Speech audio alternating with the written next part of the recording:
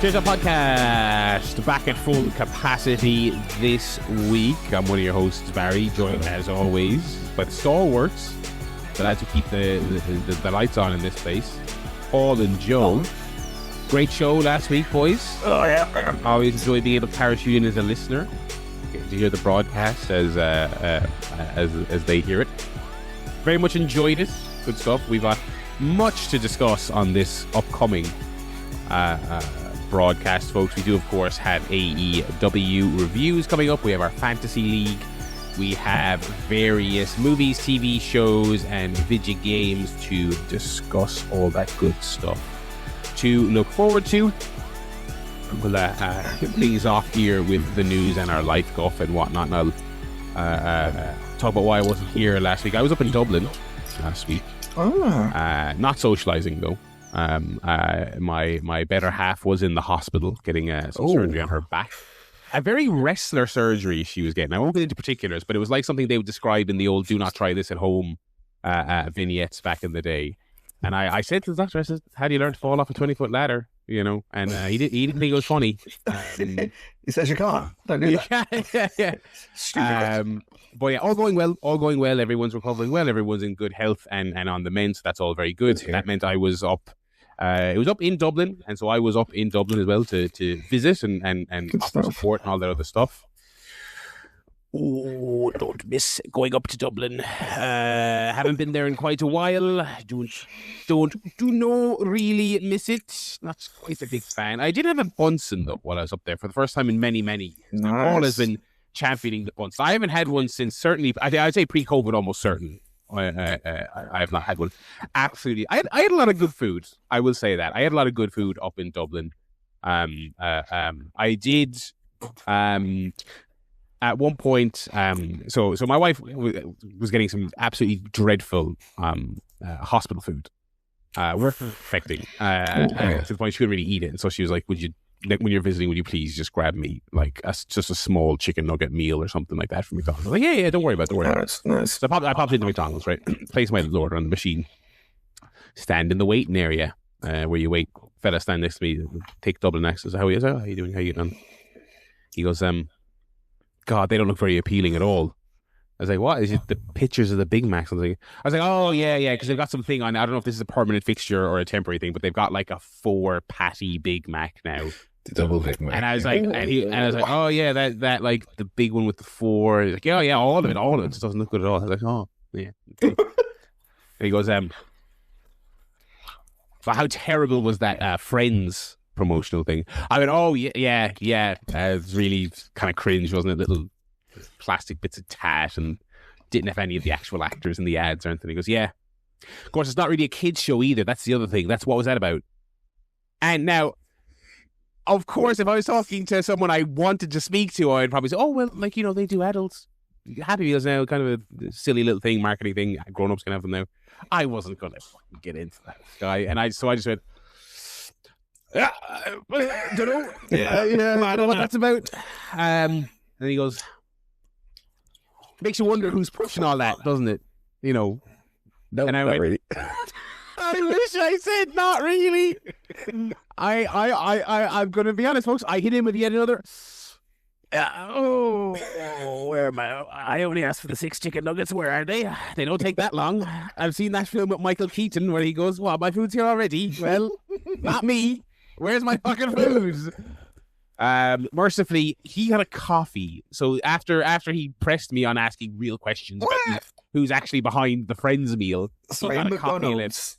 Yes, this is the thing. He's turning his nose about how the food looks. I'm like, whatever. If you think the food at McDonald's is gross, I'm not going to argue about it. But he's going to get a coffee, so he got his coffee and he left. So that was a little sample of the experience. I mean, I saw so many people just tackled to the ground by Carty as I was walking the streets of Dublin. What? Just so many.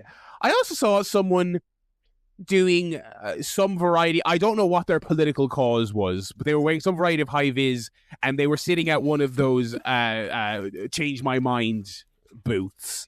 I don't know if it was a content creator or just some I don't know. I didn't get close enough to see what their cause was. But I was like, saw one of those in the wild. I would let someone put me through that table. I'd say, get me up on the table, brother. Hit me with a rock bottom. Yeah. It was a lot. But anyway, everyone's all good and home now. I am on nurse duty for the next couple of weeks. So I keep my telephone here just in case I'm needed during podcast time. Of course. But yeah, that's what I was up to. And of course, I did get to listen to the show last week, which was good fun. I suppose before we jump into the wrestling news, I suppose, Paul, we should talk about the big news from the week. I know, the Dan Lambert quiz. How do you feel about it? I mean, I will say I got it just barely before the 20th question, but I would say that was insanely hard. But I suppose they kind of have to be at this stage. Do you know what I mean? I think me and Joe, we'd probably get it if it was like, maybe if you're working together, you might have got it. Yeah, that was a good one. I think that was a good pull. I mean, that's the thing, though. You can't just do MJF. Exactly. You have to. It's someone who's a little bit obscure, who's been gone for a while, but someone whose entire run we talked about. Yeah, very good. No, I thought it was hard, but I thought it was very good. I thought it was very well done. But that feels like a lot. I was also shocked when you read off the stats at how short his run was in hindsight. It feels like he was there for like a year. But I guess not. 8-9 months, I think. Yeah. Anyway, what did you actually want to talk about? Oh, well, I was just going to talk about the World Cup and that, innit? Oh dear, how sad was that? Ireland sadly not going to be making across to the old Trumpy World Cup. No, on ethical grounds. That's really we intentionally hit those weak ass pens. Yeah, we intentionally gave away that stupid shitty penalty when we were like 2-0 up completely pointlessly. We did that on ethical grounds. Awful stuff. I mean, I was screaming at the TV. Oh yeah, first of all, as you said, go 2-0 up after 20-ish minutes. Immediately concede a stupid penalty. Why is it with football players and their just compulsion to grab the players' jerseys? Like, it's not allowed. Don't do that in just one box. Just use arm, but don't grab. Just sort of go. But they grab. They all grab. Pen. And then gave away a stupid free kick towards the end. They scored from that as well. And then when it came to the actual penalties, Keller says one. I go, yeah, here we go. And I'm screaming at the TV, whoever's taking the next one, whatever the plan was, get rid of the plan. After you save a pen, next one, just hit it as hard as you can, straight down the middle. Bang it down the middle. Oh, did you choose feather touch? And then would you like to go to the World Cup? You have selected no. 2 dreadful pens. I mean, there's the cliche they say about it was a good height for the keeper. It's like, I mean, if you were trying to give the keeper a chance, you couldn't have hit 2 better penalties. Yeah.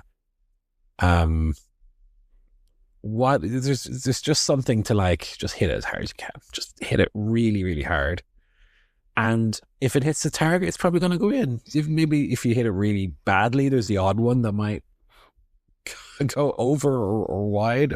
You're a professional footballer. I would assume you can kick a ball somewhat accurately.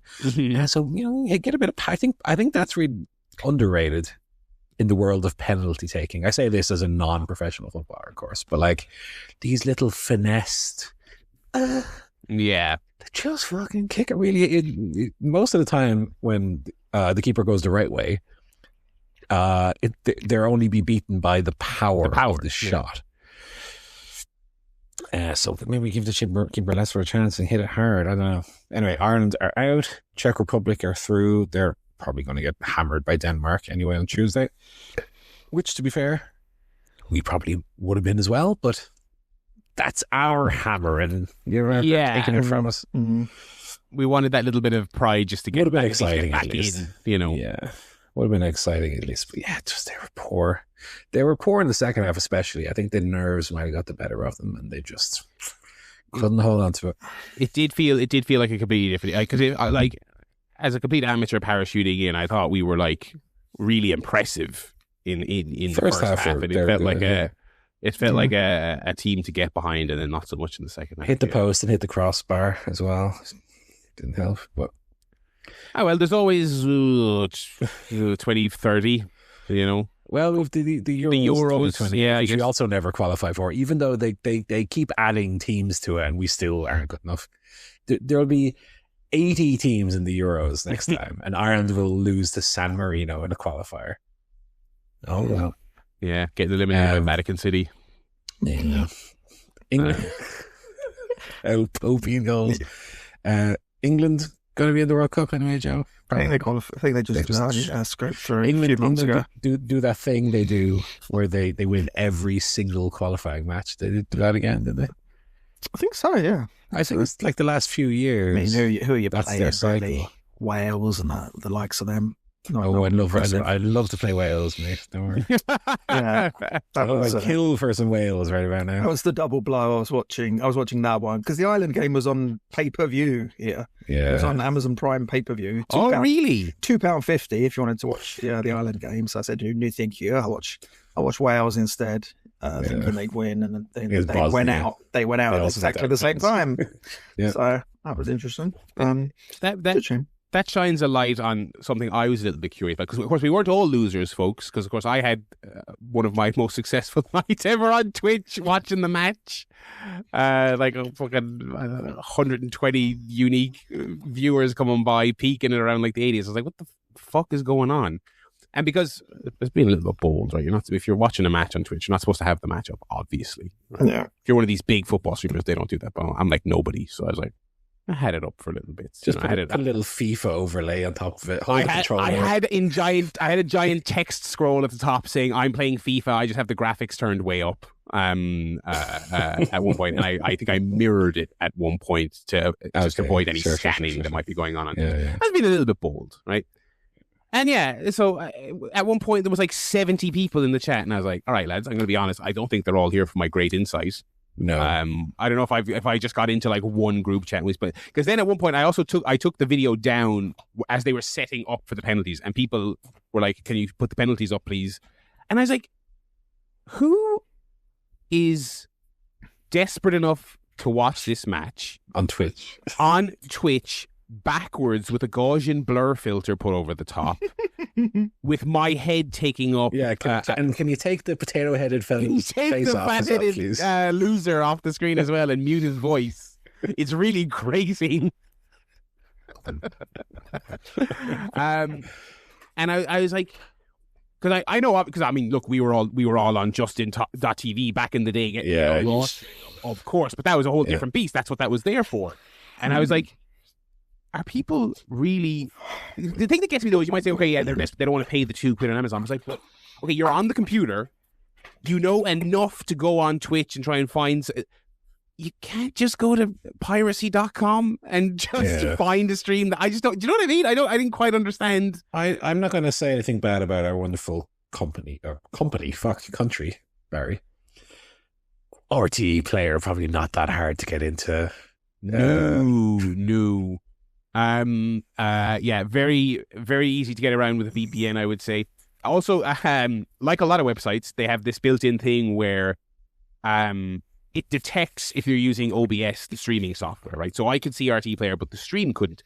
That took me one Google and about 20 seconds to get around before I had that stream up on my stream. So not exactly Fort Knox to get that sorted. But alas, are you from Ireland? Yes. Are you sure? Yes. All right, go on. You're grand. Oh dear. Anyway, that's the that is the footy guff for another 4 years for me. We will segue over to our wrestling news of the week and stick into streaming, I guess. I did my Triller was up this month, and I was like, all right, the early reviews seem okay. I'll bin that. I'll subscribe to MyAEW. And if it doesn't work, if it's bad, I don't like it, I'll just go back. Don't worry about it, mate. Just go back if you don't like the new one. Now, I did like the new one. MyAEW was perfectly fine. Dare I say, slightly better video quality. Not massively.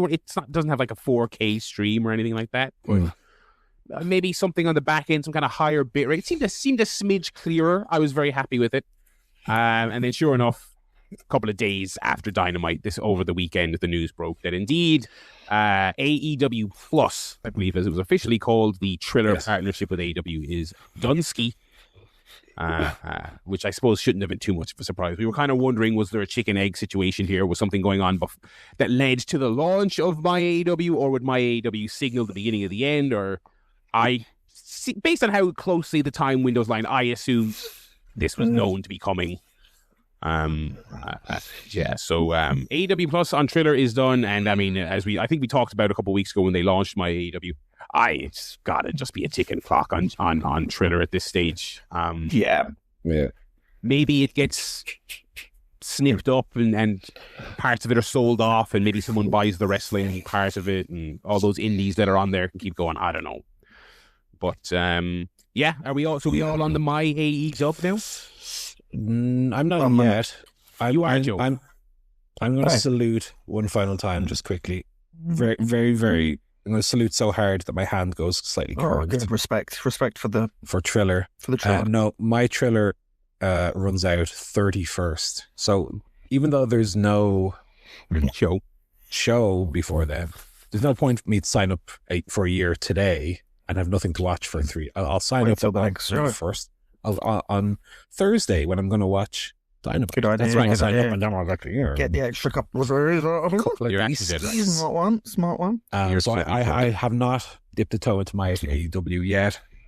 Just to know, since you guys may have used it already, what's the are we Google Chrome casting it? Are we plugging the laptop into the telly? What's the way? I will never plug a laptop into the telly. If your app requires that, I am pirating your show. Announcement. Attention, all media conglomerates. If I have to plug a HDMI from my telly into a laptop, I am pirating your content in big case you say on Twitch. I will. Get me a fat-headed man with a backwards AEW stream, please. I am not doing that. I am watching on a Google television. I think the TV itself has Android on it. They have a native app on that. Okay. I have heard and seen people saying that they don't have an app on every device you can think of. Which I think is kind of similar to the WWE Network when they launched. People were like, when the fuck is the PS4 app? When is the Chromecast? WWE Network didn't have Chromecast for fucking 3 years after launch. I have it installed on exactly one device. It worked correctly. The UI is incredibly basic in a good way. It's homepage is Dynamite Archive, Ring of Honor Television Archive, and here's the 24-hour channel thing. It's pretty much and you pick your thing and you jump in and it's good. Joe, how are you watching? Well, I purchased finally a Google TV device, which was on sale, which was kind of what prompted me to get it. They reduced it to, it was £100. They put it down to £70 for the 4K. Oh, very good. So I was like, fair enough. That's not so bad. Got that Friday. Did the old 12-month MyAEW. I'm watching it through Google TV. Pretty good. I think I don't know if it's just imagination, but the picture does look better. I don't know. I think that's been the general consensus. Yeah, I mean, it's not a massive difference, but I think it does look a bit clearer. Also, the good thing, obviously, with the Google TV, I'm plugged in Ethernet rather than relying on Wi-Fi. So I do think that's kind of helping with the reliability as well. It's nice and fast and clean. Yeah, I had a few glitches with it, like where I went in once and the thing it played, but there was nothing playing, so I had to come back out, go back in, and then it played. But other than that, I watched Collision this morning. Yeah, no problems whatsoever. I was a very satisfied customer. I think there'll be improvements, I'm sure, just in terms of how they arrange the shows and stuff to make it a bit easier to find things.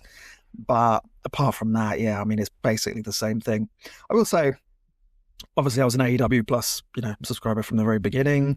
Never really had a problem with Triller. I know I've heard lots of different complaints from different people over the years, but I can't honestly say I had more than ever 2 or 3 problems with Triller in the 6 or 7 years that it's been there. It's pretty good service, really. I thought for what was a kind of unknown, when it was Fight TV and then Triller. No one has ever heard of it. It seems like a relatively small concern. I was actually quite impressed with like the reliability. Maybe I'm just thinking back to the days where we would try and watch like streams and remember the old like Evolve streams, the old TV on demand stuff that was just what was the one? Dreadful. Flow Slam. Flow Slam, of course, yes. Flow Slam Sports, yeah. But no, so looks good, and saved a few quid as well. I mean, obviously I bought the Google TV, but it actually works out the same amount. That plus AEW Plus is the same as I was paying for Triller. So Google, a Google TV is a good investment, though. I was actually thinking of, we have one built into the telly, but for like the smaller TV in the bedroom, we want to get one. I might keep an eye out for a sale price, if you were saying, because 100 quid was a bit too steep ski. We have a very old Chromecast in the bedroom, and it's on its last legs. I'd say in terms of the quality, I'm sure the TV matters as well. Because I remember being over in London and watching the very first ever Collision in Joe's house. And I remember thinking, hey, his Collision looks better than my TV. Did they get better signal in England or some shit? So here it is even better. It's great. So I'm looking forward to that. This Collision was my last show on Triller, and Dynamite this coming week will be my first in MyAEW. So we'll see how the experience goes. Yeah, I did not plump for the year, but it is a very good value. So I will probably, I'll see if I have a quiet week at some point, and I'm just like, all right, throw the extra few bob on the upgrade to the year. Then it's like, what? It's like so 100 quid, is it? 103 euro. Yeah. So you're saving a couple of months worth of the sub, and then it's also access to the pay-per-view library, all the tapes, and Ring of Honor. Yeah. I think I get Ring of Honor actually. So I'm on the monthly plus the pay-per-view. I get the TV and I get the that month's pay-per-view. But I think they throw Ring of Honor. I mean, that really, there's been multiple signs lately, but that does kind of signal to me that they're punting getting Ring of Honor on anything of any note ever, just by throwing it in as a little sweetener in the AEW streaming thing. I'm like, all right, it's probably over the attempt to get that anywhere else. So that's the streaming update. Had a couple of injury notes. What happened to Kyle Fletcher on Collision? Sorry, I have to punch this wall for a minute. Okay. No, Paul has injured his hand. Oh, he's going to trade himself. I don't know what's wrong with this team this year. Has Danhausen fucking cursed me or something? I mean, God. It's very Mr. Burns baseball team. Because I was watching Collision. Kyle Fletcher's going to try and hit. Aussie opener doing these two suplexes, and Mark Davis's dumper just gets in the way of Kyle Fletcher's leg, and his leg bends all weird. Oh God! Another one. It's like the DJ Khaled CD is skipping. Another one. So do we know what the story is with him? No. So he ain't getting traded this week. I tell you that much. But you keep an eye. I'm hoping it'll be something that's like he's out for a few weeks, but nothing serious. But if they're like he tore, and to be fair, it looked like the kind of injury where it's like didn't look devastating, but tore all the muscles in his knee, so out for 9 months. It could be one of those. Oh my God, Fletcher, Tony Storm. In like two weeks. two of my big hitters fucking gone. Well, Fletcher, we don't know yet. Powerhouse Hobbs obviously leaves the company. I don't know.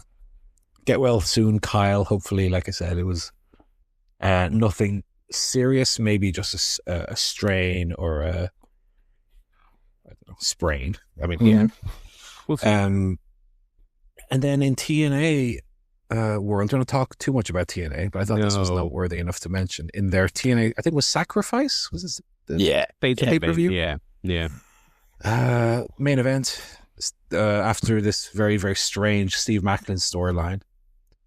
He then got seemingly KO'd during the match. And again, in fairness to them, they reacted very well. Yes. The complete opposite of the OVW situation. Yes, I'm not sure we talked about the other... A few weeks ago. That was farcical. Yeah, no. Well done So TNA. props to them. They made sure to, when someone has whatever level, again, the OVW one is obviously a very, very serious other end of the spectrum situation, but whenever someone has a medical emergency of any kind, I mean, they made sure, let's make sure this guy's okay. They didn't have him being dragged around the ring and taking suplexes, the like. It is interesting, given especially modern wrestling and the speed and the danger and the risk of the moves, how infrequently this happens. It's really crazy. It's for this to happen in a main event, and it to be such an albatross. Oh my God, it's like newsworthy. But like you would think with the way that people wrestle these days that this kind of thing would happen a lot more often. So knock on wood that it doesn't. And yeah, apparently the guy Maclin is okay. Yeah. Alrighty. And so well wishes to all of them. Yes. Especially Kyle Fletcher. Yes. Yeah. He's good. Yeah, that's going to do it for the wrestling news for the week. I suppose we can, on that note, in fact, we can probably segue over to our fantasy update. Yeah. I will say, I know we discussed it last week. I'm gonna wait and see on Hangman. Of course. I feel he'll be back sooner rather than later. And part of why I'm kind of hoping that is the case, I looked at some potential subs, and there was one name in particular I was eyeballing. No, pretty much all the heavy hitters are taken, and the potential sub I'm not confident would replace him for the rest of the year. So I'm gonna stick with Hanger for now. Yeah. Do you want to give us the update for the week, Paul? Yes, so it's making me very sad looking at this. That Joe, 1 transfer used, Barry, 1 transfer used, Paul, 3 transfers used, and 100 points behind. Does not make for good reading. I had, as you'll see as well, a 0-pointer on Dynamite. Where the fuck is everybody? Where is Mark Briscoe? Where is Brody King? Where is Statlander? Where is everybody? Where is everybody? Yeah, where are all those people actually? Where's my whole team? Bandito having like visa issues as well, apparently. I don't know about that. Really, don't remember. It really seems like Monet is on the cusp of coming. Mercedes, yeah. She's lost pretty much everything. We need you. We need you, sister. Get back in. New rule, 50 points if you show up in Poland Pro, So, yeah, I'm 277. I did have a good collision, to be fair. I mean, bringing in Lena Cross whenever they defend those titles, yes, the points to be flying. Herself and Megan Bain. Fletcher had the win, obviously potentially hurt. Joe had a very good week across both shows, a 10 on Dynamite and a 15 on Collision. Moxley wrestling every week doesn't hurt. He just wrestles and wins every week. He's like a cheat code. Not even every week, every show. Every show has 15 matches. Himself and Kevin Knight have had 15 matches each. So no wonder their numbers 1 and 3 respectively. Taylor Moxley joined on top points with Fletcher on 66. The workhorse man. Back on. Yes. Just wrestling constantly.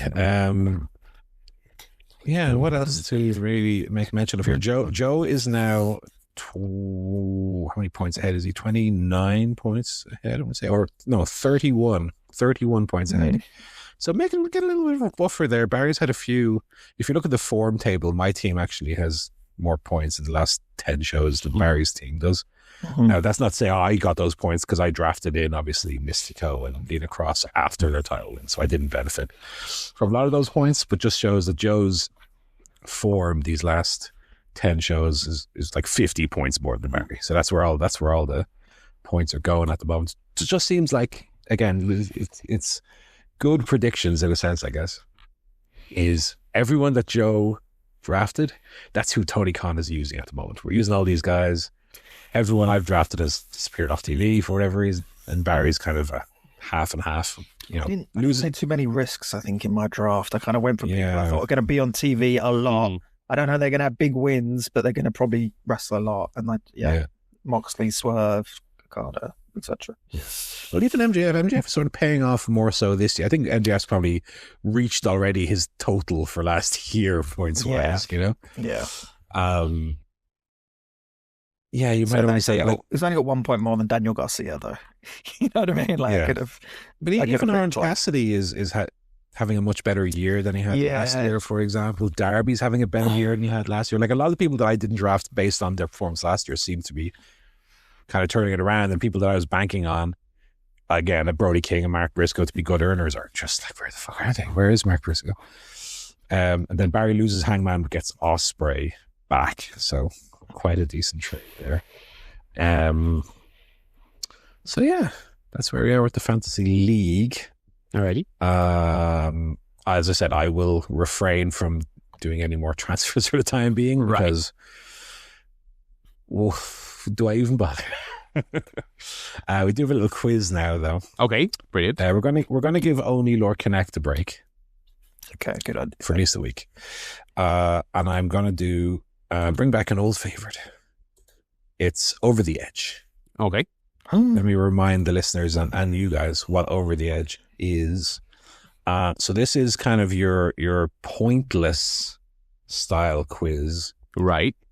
Where you're trying to. So I will give you a category. For example, it would be the category is the first 10 WrestleManias in order, right?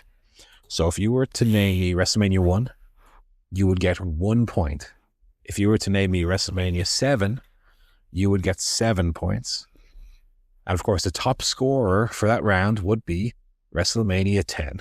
So you're trying to get specifically as close to number 10 as you can get, right? So the lower in the list of the top 10 only they are, that's as many points as you receive, okay? But if you go over the edge, if you cross past number 10 and give me the 11th, 12th, or 13th in the list, you will lose 3 points.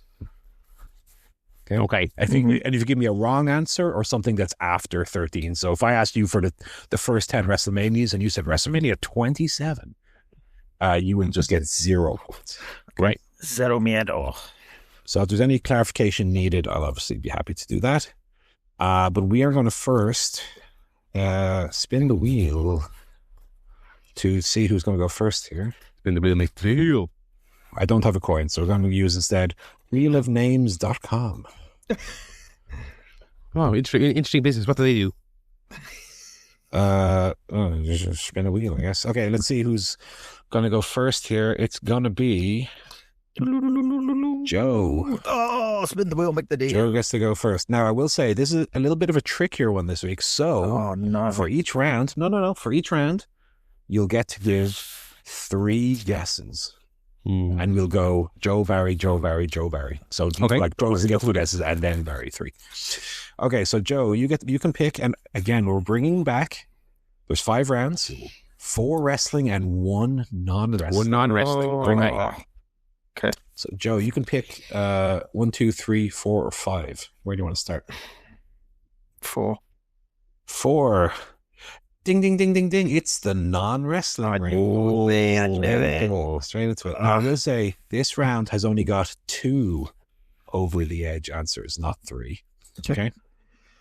So Joe, you're up first. What we're looking for, the category is Star Wars movies ranked by US box office, not including re-releases. Okay. So we're not looking for the highest one. We're looking for numbers 7, 8, 9, 10 in terms of US. So the movie with the biggest box office is number 1. And you're working your way down the list, and we're looking for the ones not quite the very, very bottom, but towards the bottom. Okay. And this is not adjusted for inflation. No. This is just the actual gross as it was at the time. Cool. I'm going to go... Wait, how many guesses do I get? You get 1 now, then Barry will have 1, and then we go. Oh, we'll go to me, not yeah. So, okay, I'll say Return of the Jedi. Okay, Barry. Let me go... Fuck, this is hard.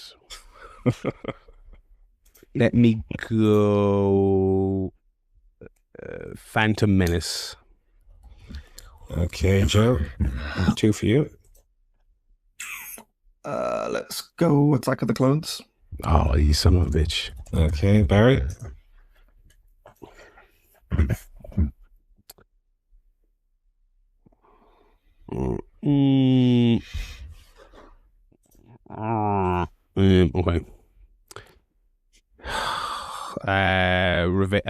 Revenge of the Sith. Okay, and Joe, one last one for you. I'm gonna say Disney's Solo, A Star Wars Story. Okay, and then Barry, last one for you. I feel like Solo. Solo. I'm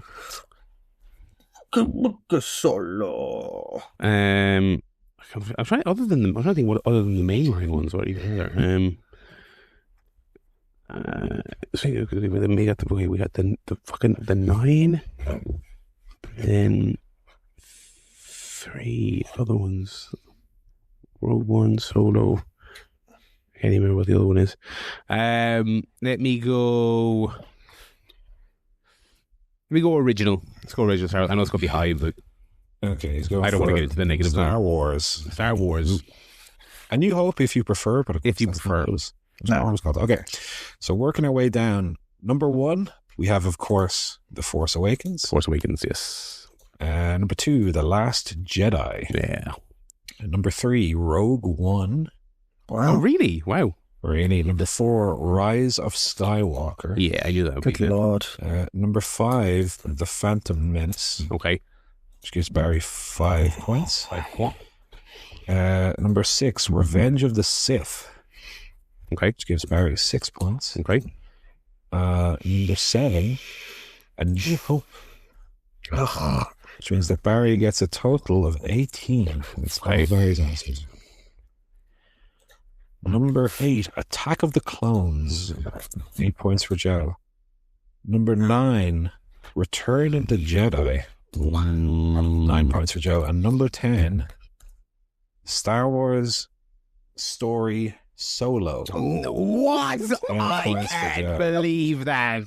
I was certain he'd gone wrong with Solo. I was 27 points for Joe. Jesus. That one. And in 11th place, which would have been a -3, The Empire Strikes Back. Wow. Yeah. And the final answer, which no one mentioned, The Clone Wars. I was thinking of saying that, but I was certain that would be negative zone. So that was bottom. So there you go. So 27 to 18. Very good. We got all the top 6 answers there.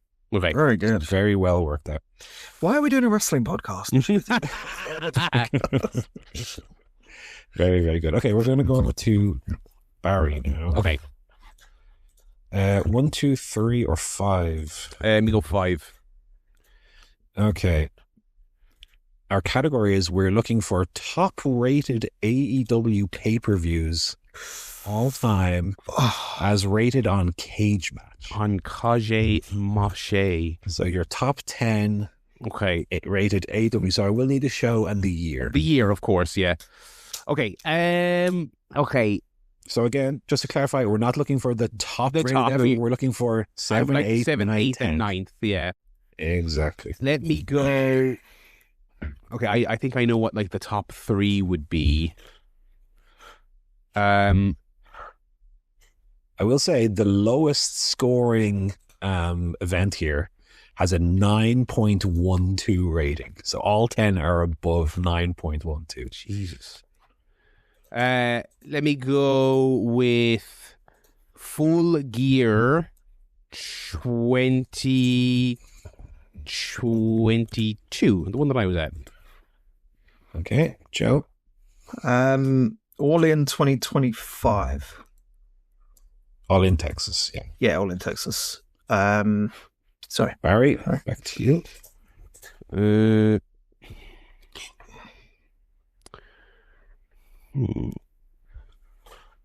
This is hard. Let me go.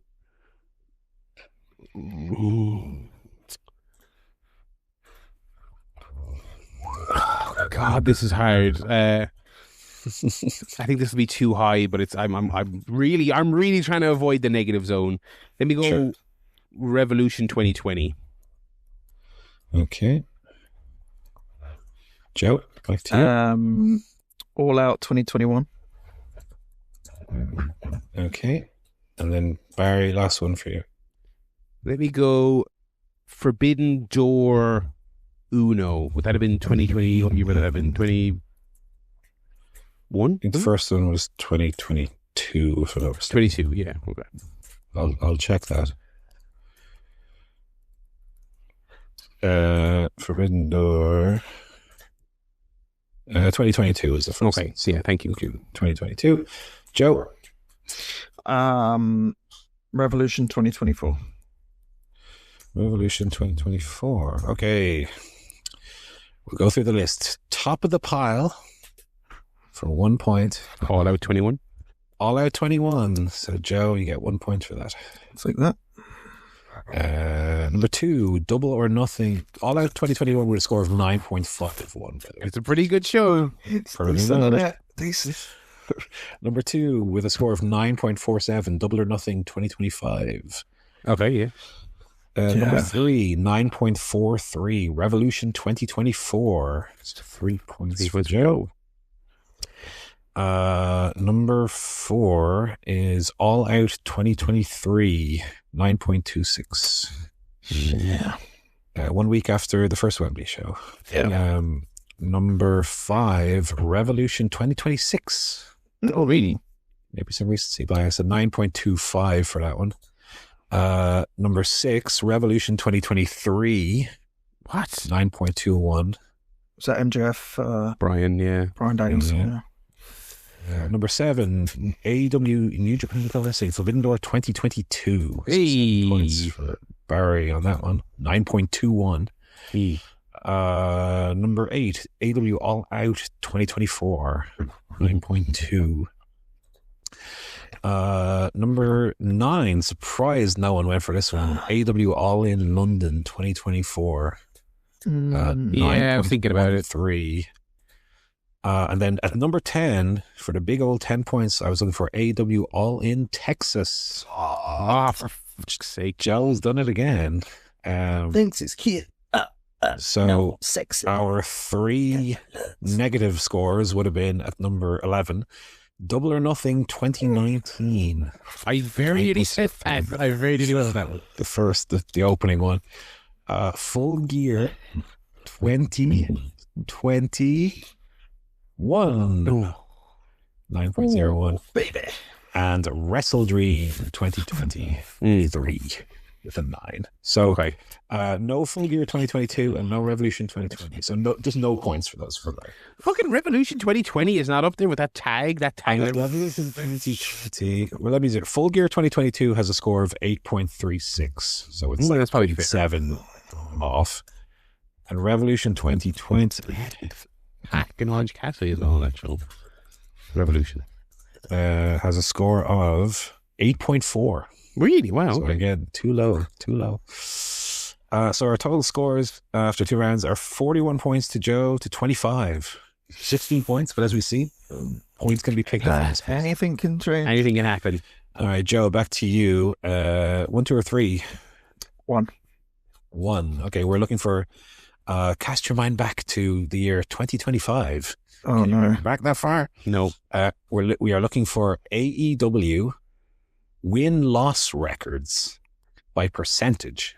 So we're looking for the wrestlers who had the highest win-loss record, minimum 5 matches. Okay. So someone who wrestled once and has 100%, we don't count it. Right. So we're looking for the wrestlers with the highest win-loss percentage record for 2025, minimum 5 matches. Please, Joe, you're up first. Mercedes Moné. Mercedes. Okay, he's playing it safe. Let me just check. Uh-oh. Did she have more than 5 matches? Did she have more than 5 matches?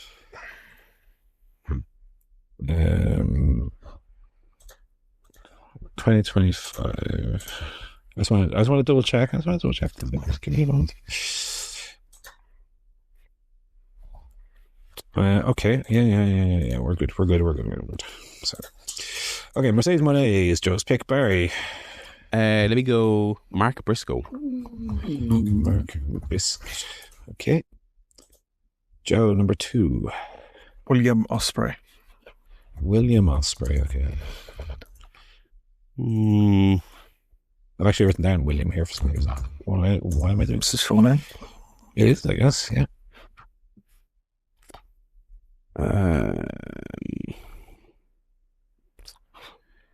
Let me go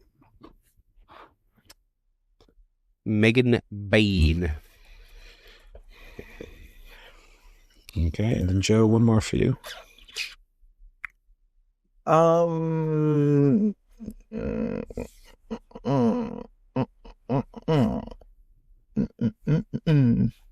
Who won a lot of matches? Bobby Lashley. Robert Lash Lloyd. Yeah. Okay. And Barry, one more for you. I will wrap it up with John Moxley. John Wrestles a lot, but had a couple of losses, taking him down a peg a bit. He did. Okay. We'll go through. We have only one wrestler who had 100% record with more than 5 matches for the year. And that was Hologram. Of course. Number 2 with 90% Hook. Oh, yeah. Okay. Number 3, 83.9% Samoa Joe. Number 4, 81.8% Eddie Kingston. Wow. Okay. Number 5, 80.8 Will Ospreay. Okay. 5 points for Joe. Number 6, 80.6% Adam Page. Wow. 7 with 78.1 Kazuchika Okada. Wow. Number 8, 75%. And actually, there's a couple of wrestlers with 75%. So to tie break, I've done it by total wins. Number 8, good load of shit it meant anything because he's now works for WWE. It's Powerhouse Hobbs. Powerhouse. Number 9, also on 75%, but with fewer wins, Kenny Omega. Kenneth. And number 10, for 10 big old points, also on 75%, but with fewer wins than Powerhouse Hobbs and Kenny Omega, it's Darby Allin. Okay, big old goose egg for me. Brilliant. Wow. Okay, Big old good. goose egg for very well. Maybe there's some negative. Maybe negative. Whoa, let's see. Oh, even better. Number 11, also on 75 points, but with the fewest matches, or 75%, Mystico. Number 12, 73.9%. It's Bobby Lashley. Oh, no. So Joe loses a few points there. And then 13th, 72.7 is Dustin Rhodes. Oh, interesting. Okay. Mercedes Moné, I did look up because I kind of second guessed myself and thought, surely she should be on there. 70.2 or something. So she was just below. Yeah. Because this would have been like tag matches. Tag. I was thinking of singles. Tags and stuff. So yeah, there we go. So Joe picks up 2 there. Barry, nothing, unfortunately. And now we go back to Barry. Okay. 2 and 3. Which one? 3. Like 3. Oh, cast your mind back to 2024 this time. Even further back. How well do I remember that year? That was when I went to London that one time. We're looking for AEW wrestlers by number of matches. Okay. Year 2024. And again, any tie break where there's 2 wrestlers with the same number of matches will be tie broken by number of wins. Okay, so Barry, you're up first here. AEW wrestlers by number of matches 2024. 24. Okay. Let me go. Bloody Kyle Fletcher. Kyle Fletcher. Okay, Joe. Orange Cassidy. Okey-doke. Barry. Joe said OC.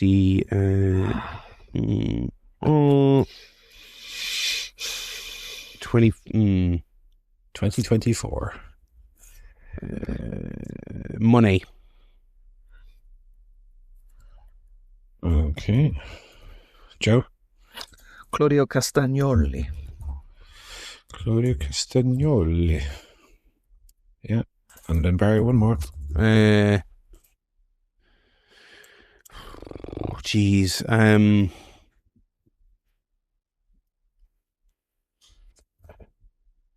Matt Jackson.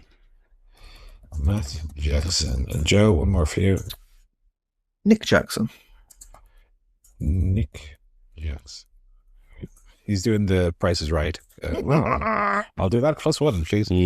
Okay, number 1, 64 matches in 2024 for Orange Cassidy. Boom, Of course. Number 2, 51 matches for Claudio Castagnoli. Okay. Number 1 and number 2. Number 3, 47 matches, Kyle O'Reilly. Oh, wow. Okay. Number 4, 42 matches, Roderick Strong. Number 5, also in 42 matches, Dante Martin. Oh, wow. Okay. Right. Number 6, 39 matches, Mark Briscoe. Wrong round. And number 7, 37 matches, Will Ospreay. Wow. Number 8, also 37 matches, Mariah May. A lifetime ago. And 9, 35 matches, Brian Cage. Jeez. And for 10 big points, also in 35, Isaiah Cassidy. Okay, brilliant. Another goose egg. Okay, good. And then closing out the round with the bad answers, 35 points, 35 matches, Commander. 34 matches, The Beast Mortos. And 33 matches, ran his poor body into the ground. Old Brian Danielson. Wow. It's only 3 points for Joe there. So going to the final round, scores are Joe is on 46. Jeez. And Barry's on 25. So it's 21 points in. So Barry, you need to be getting 7, 8. I need to be cleaning up here. Joe is going first. And the category is Dwayne Johnson movies by Letterboxd score. Oh. Okay. Now, I will clarify, because Letterboxd loves including, he was on that Randy Orton DVD. Oh, yeah. I'm not counting any of those. He was on the Late Late Show in 2017. I'll tell you the criteria, right? Letterboxd loves listing fucking everything, right? So I'm only using his Wikipedia page filmography. Very good. Okay. So highest rated Dirk Dawson. But again, not looking for the tippy toppy, but by Letterboxd score.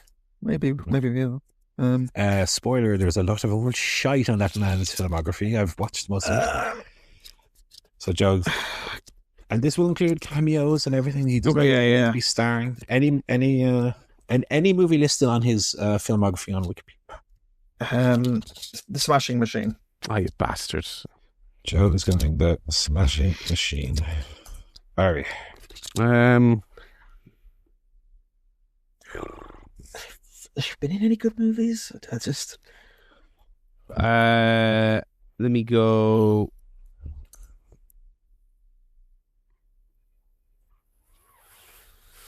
Let me go Jumanji 1. The one that he was in. Not I know what you mean. Do you know there's another one of those coming out this year? Yes. What the fuck? Yeah. Good God. And before you guess, Joe, I'm going to look up what the number 10 film actually has. Just give you guys an idea.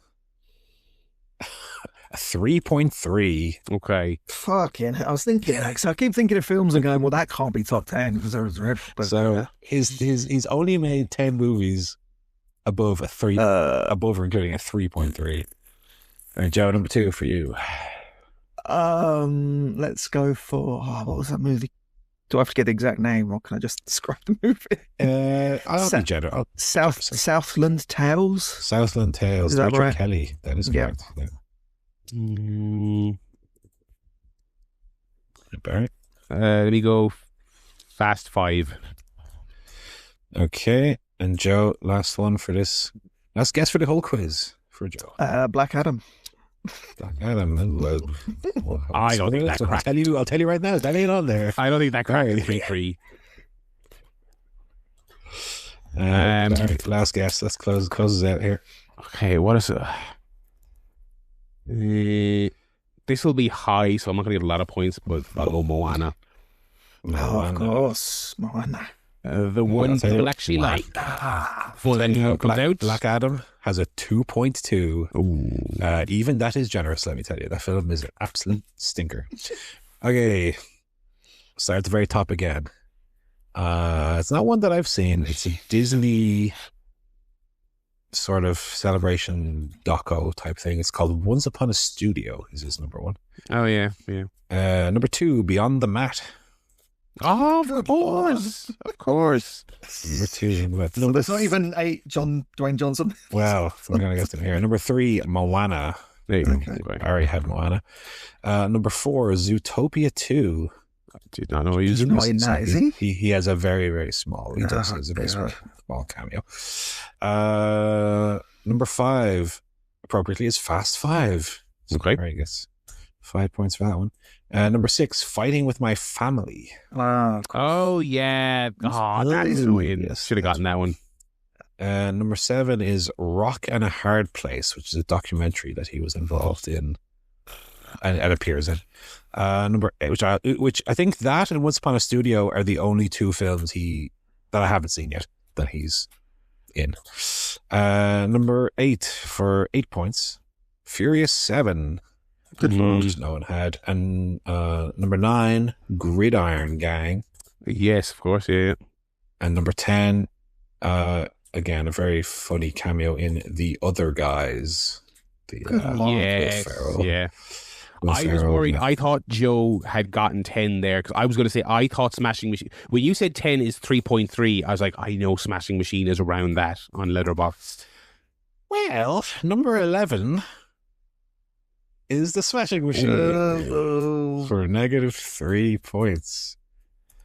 Number 12, Jumanji: Welcome to the Jungle for -3 points from Harry. Brilliant. And number 13, Fast and Furious 6. I nearly said Fast 6 as well. So there you go. I stayed away from any of the other ones because I know 5 is the one everyone likes. I actually haven't seen any of the Rock era ones, so yeah. So final scores here. Closer than you might have thought. Joe is our winner with a score of 43-30. Wow. Well done, Joe. Well done. Guys, good effort. There's your quiz for this week. Hopefully the listeners let us know how you did. Yes. That was a tough one.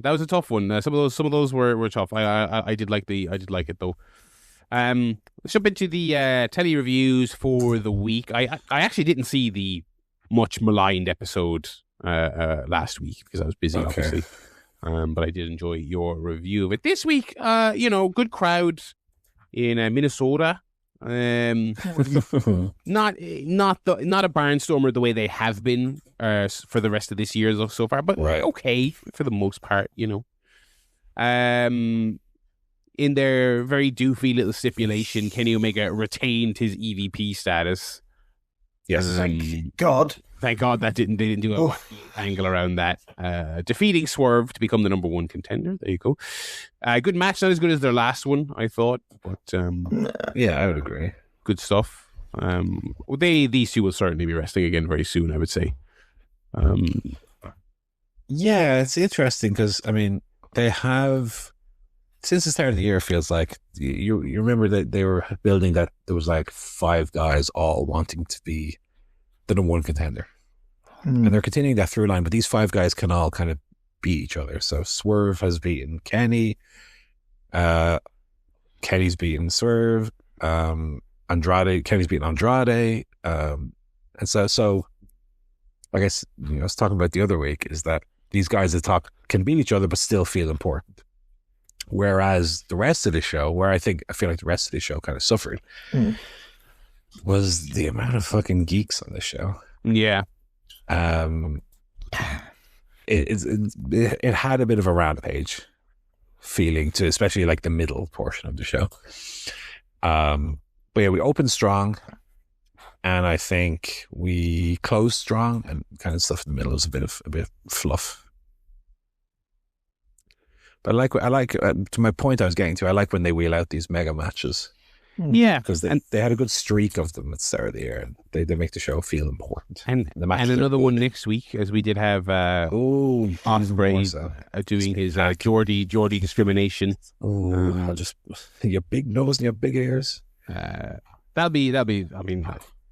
Yeah, so like the 5-star bonus now, right? Yeah, that'll be that's going to be for Team Barry as well, and a nice little earner there, I would say. To your jabroni point, jabroni point, Skyflight got on Dynamite. I'm seeing double here. 2 episodes of Collision. I mean, these folks have not been off Collision in quite a while. It was John Moxley, Daniel Garcia, and Marina Shafir defeating Dante and Darius and Zeta Steele. Who Zeta Steele is like, you know, young former NXT star of some note, who came here. Obviously not one of these people that like goes from college into NXT, realizes she doesn't like it, and then disappears into the sunset. Seems like she wants to go of it. Hope she gets away from this completely doomed stable at some point if she wants to get beyond this. But this was fine. Again, yeah, this was a bit. This was fine. Capital F fine. Like a lot of this stuff on this show was. Had a Young Bucks promo about how they're regrouping. Had Speedball defeating Rocky Romero in short order. Again, again, very rampagey. Again, Rocky. Again, I like Rocky a lot, but come on now, just having him come out there and just lose to Speedball, very rap. It's very battle belts, you know. MJF came out, did his usual spiel, you know. Said he would never, ever insert many repeats here. Ever see how I like that. That was a good bit. That was a good bit. The word ever lost all meaning because he said it so many times. It just sounded like a strange noise he was there. Really laying it on thick that the Hanger will never be the world champion again. So we'll see where that whole thing goes. Brought back the catchphrase, ain't nobody on the level of the devil, because they're doing a very heavy-handed WWE-esque tagline for this pay-per-view match with Kenny. Kenny came out, and like, this is just classic Kenny. You just never know what you're going to get. This is not of the good variety, I don't think. He was kind, like, he was serious. He wasn't out there being a goofball, but there wasn't really much muster behind any delivery. I didn't think. I thought he was just out there kind of in autopilot. It's kind of snarky, almost like, well, you know, I've had my match, I've done my promo. But yeah, it's like, Kenny, come on. Not snarky, but not really leaning into it to do it like an over the top bit. Mentioned that he is, of course, the wrestling god. He said he was the wrestling god, but then I think he also realized he was a babyface, and then he had some kind of line about how he wouldn't call himself that or something along those lines. But then realized that they were doing the god versus the devil thing for the pay-per-view. I don't know. This was not much of a appetite wetter for the paper, I will say. I think the biggest issue is that Kenny Omega is a cool wrestler who, as soon as he gets on the microphone, does his very best to eliminate any semblance of coolness. Yeah. Because he's just such a dweeb.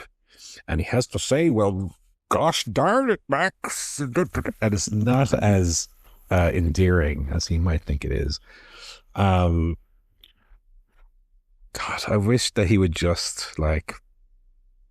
And this is true of so much, like, movies I see with movie we'll talk about later today. It's like, I just can media just be serious sometimes? Yeah. Can wrestling just be serious? Does everything have to be like a goofy MJF promo and then a goofy Kenny promo, and just could Kenny not come out here and be 100% serious? Yeah. Take your belt, you know. You're the devil and I'm the wrestling god. That's paid for you. You're going to find that out. Gosh darn it. And I was, to your point about other media, I was thinking about that earlier today. It's funny you mentioned it, because I was just kind of thinking about how kind of it feels like the seeds are being planted for like the return of like the studio comedy in the cinemas. You know, you had Naked Gun last year. On a much more micro indie level, obviously something like Nirvana the band, right? Just a movie that is just a comedy. It's a laugh-a-minute comedy. That's all it is. It's not doing anything else. And I was like, I do feel like there was a really, not to lay every cultural failure at their feet, but I do think it coincides with the success of Marvel and the MCU. It's that kind of thing where, like, everything is like half a comedy now. Yes. There are no actual comedies, but instead there are now like shit jokes in action movies and horror movies and spy thrillers and coming of age movies. Everything has to be like 1/3 of a comedy also. And I think there's a lot of that in wrestling as well. Yeah. There's certainly no American promotion that takes itself staunchly serious on television. No. You know. But that's the thing, is time and a place, right? Is you have obviously storylines and segments that can lend themselves to be a little sillier or a little less serious, and then you have times where doing that takes away from the feeling of what you're trying to achieve. So, yeah, I mean, that's true of I'm talking about Kenny Omega, but that's true of MJF as well. It'd be nice to have. Oh yeah, and I think he's really good at it, which is the more frustrating thing. To just be serious and not be always trying to make the people laugh, you know. And Kenny, just a blanket outright ban on gosh darn and to my God, all heck. And what is he? Is he a Puritan fucking Mormon or something? Like, well, what is this? Why does he talk this way? By Job. Oh, I don't understand. He's such a lame. Like, personality wise, he comes off super, super lame. Which is the antithesis of what he is in the ring. Like, I don't understand. Speaking of lame and things that are just trying to be funny, Cope and Cage backstage, and Copeland rolled his eyes at Chris and said, "God, such an asshole." Anyways, remember Cope did that "Go Find Yourself" promo 9 months ago. What happened to that? Yeah. Just didn't, I guess. Sure, don't worry about it. Then, like, after that, but then again, just the fact that everything, even if it's supposed to be serious, has to have a little bit of comedy. They do that, and then he does the staring down the camera, talking about Cat Taylor and doing his edge thing where he told he's so fucking serious, and he's yeah. So there you go. So he once again reiterated that taking the tag titles from them is what will hurt them. So but then he kind of. I feel like he kind of segued away from that idea where he's like, but we're also going to like punch you in the face. Oh yeah, no, the punchline of this was very odd. The punchline of the promo, or not punchline, the point of it at the end, he says he's going to find them and end their careers, which is it's kind of odd for, that's an odd thing to say. But yeah, how do you feel? Because Joe and I kind of talked about it last week. How do you feel, Barry, about the fact that the Christian Cage there is still that?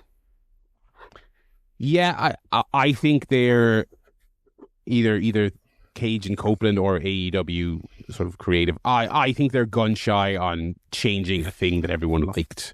Even though I would like to see some kind of progression. I'd like to see them move on a little bit. You know what I mean?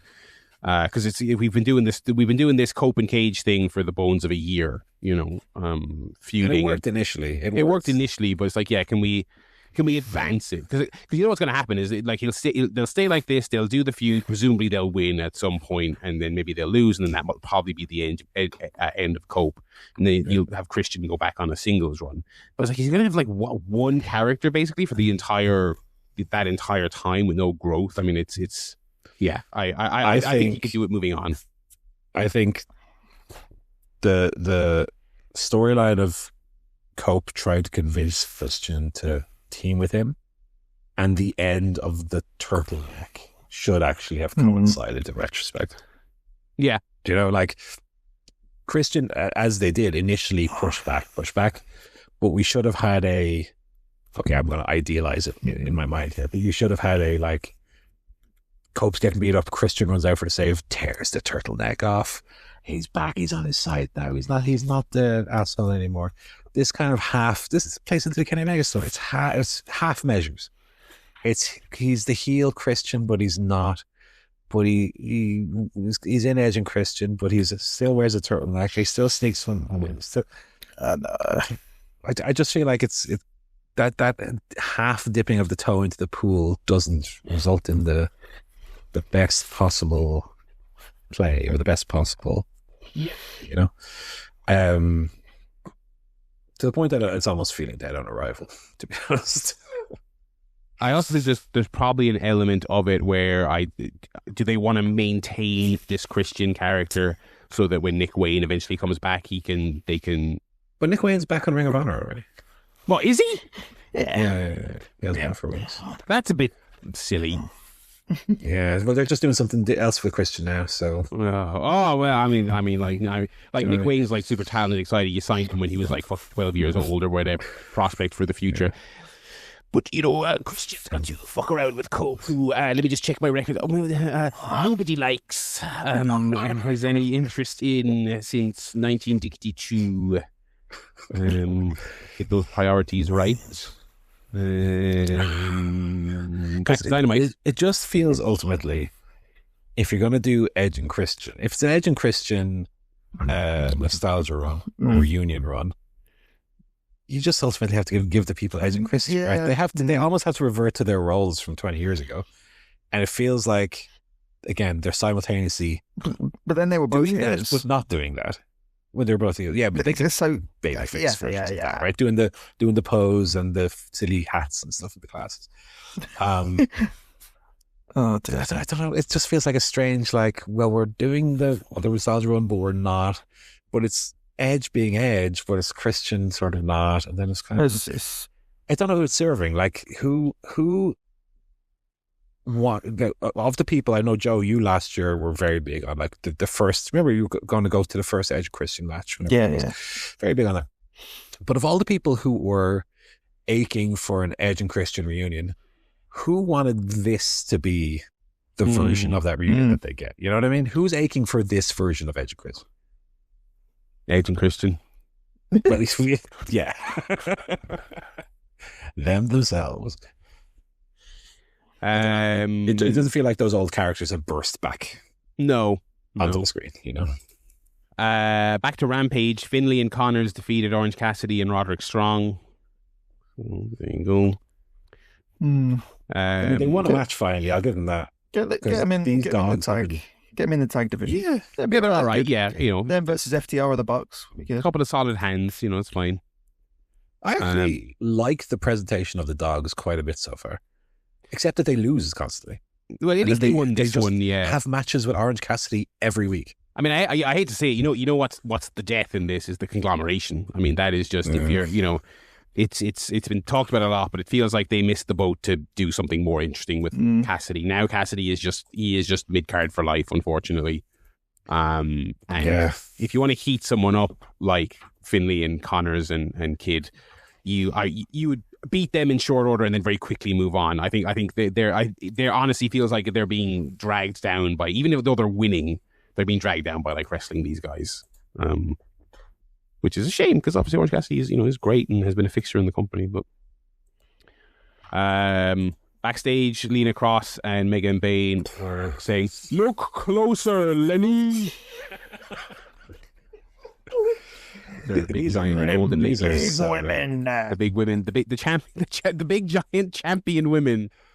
Listen, I love the, what are they called? Divine Dominion. I watched this promo and they were like babes of wrath. I was like, mother of God, how are you having another match with these two teams? Oh my fucking God. So they were just kind of like, the gist of this was like, you actually don't even want one. I was like, yeah, you better believe it. You better believe it. So, so they ended up. So the Babes of Wrath ended up getting the title match, didn't they? They had it on Collision. Yeah, on Collision. Yeah, it was on Collision. It's pretty good.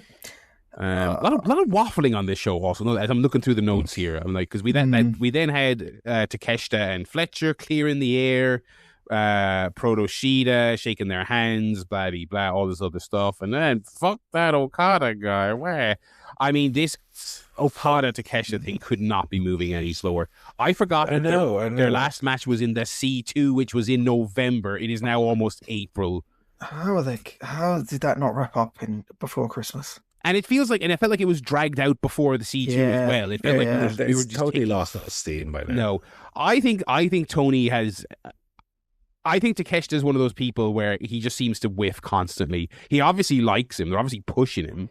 They obviously see something in him. But everything is. There's the classic TK slow roll, which is fine. But then there's this. I mean, it's just so protracted. I think it's really hurting Takeshita this year as well. I agree. Yeah.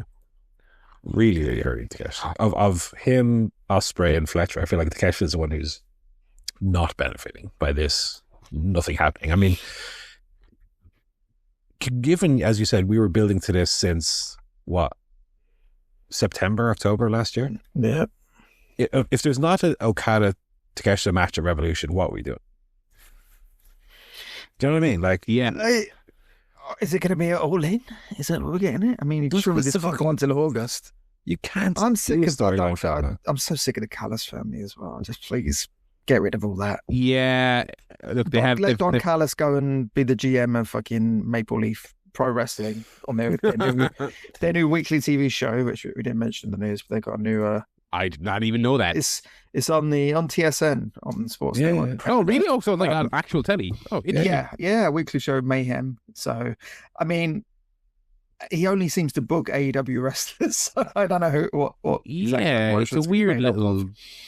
It's a weird little dynamic they have there. Let's send the Callis family over there for a few months. I don't mind the Don Callis family, but like, do something. Yeah. I mean, do something. And like, you still got Okada running around with that like one belt that they never defend. Wow, he did this one. He did on Collision. Wait, did he really? Yeah. It's not on Sisters. I did not watch that. First time in 6 months, probably. But also, you had. I mean, look, if anything was going to get me back in terms of the complaints we're making here, was after they did this segment on Dynamite where Takeshita's like, and Fletcher like proto Sheeta. Okada's there crying to Fletcher about. Oh, I thought you loved me. Sort of thing. Very funny. But again, okay, you can have these little comedy. We talk about the comedy in wrestling. To me, that's comedy that kind of half works. But like, are we doing this match then? What are we doing? What's the delay? Like, let's get the Bunsen burner under this thing and get it bubbling, you know? Feels like the momentum you get with this Okada Takeshita feud is every 2 weeks there'll be one line about it. And Okada will look sad. And then he'll go, but Okada, and he'll be all happy again. That's the feud. Like, there's nothing to it. The two guys hardly ever appear on camera together. Yeah, I mean, this should have paid off. We said last week, this should have paid off in the C2 final. With a big blow-away match. And that should have been like the explosion of the Don Callis family, which we should be dealing with the fallout of now. But we're like one act behind for some reason. Anyway, so yeah, we got another segment with the Don Callis family shaking hands and nodding and winking at each other. Tekla defeated Mina Shirakawa, which was all right, not much to it. I mean, that's the thing with Mina, right? Mina's all right. She is. You know, we know Tekla could have a great TV match. But Mina is very average. Mina is a very good stopgap for a month while you react to whatever the Tony Storm situation is. But after Revolution, I assume they're going to do Mina Tekla again at Revolution.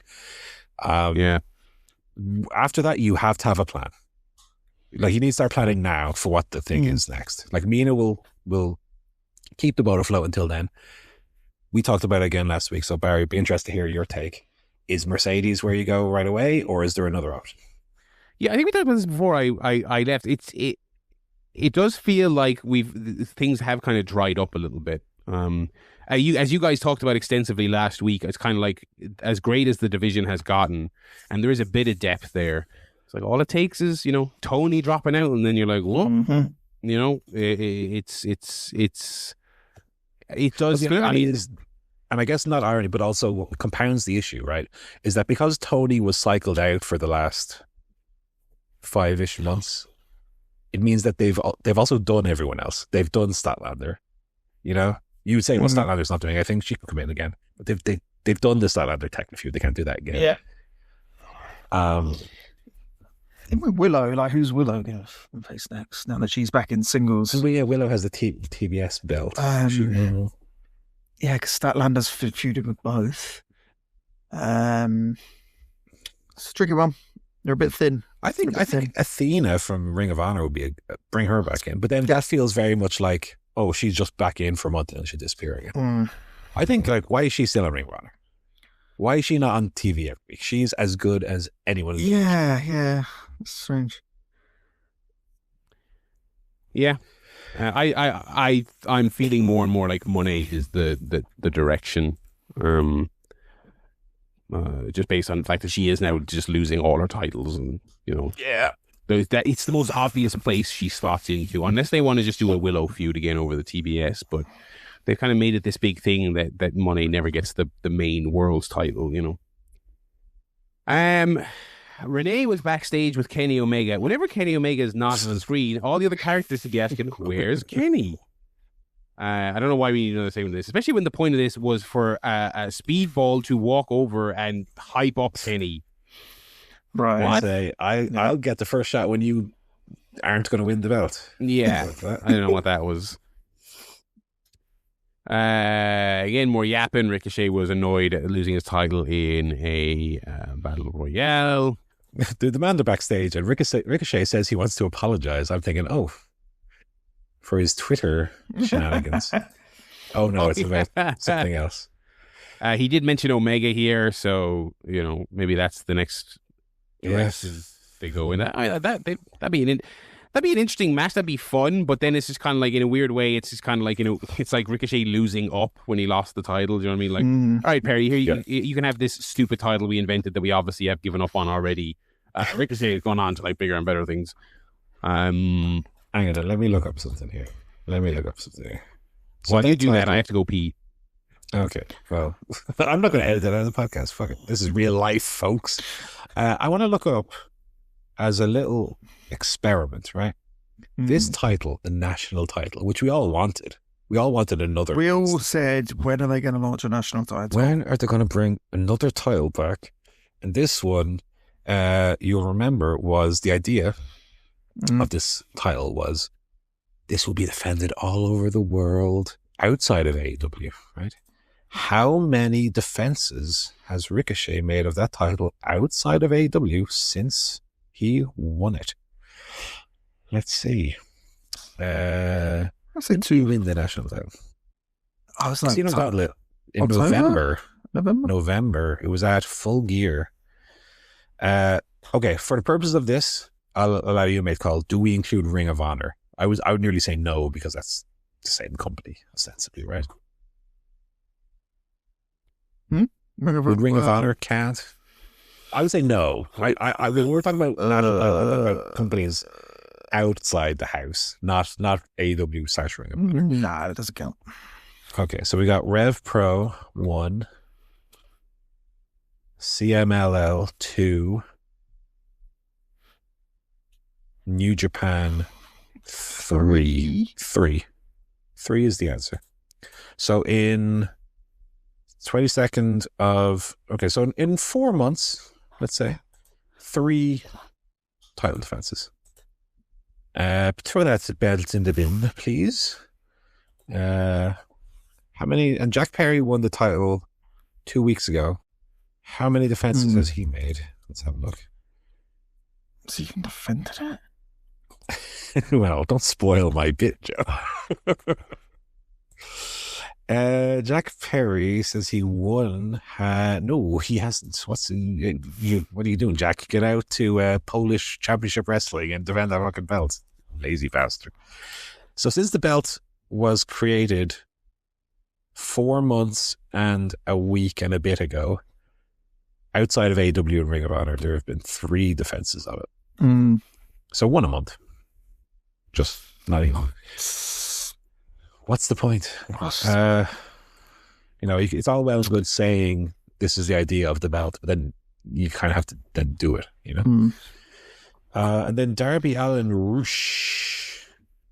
Yes. That was fun. Very enjoyable. Very fun.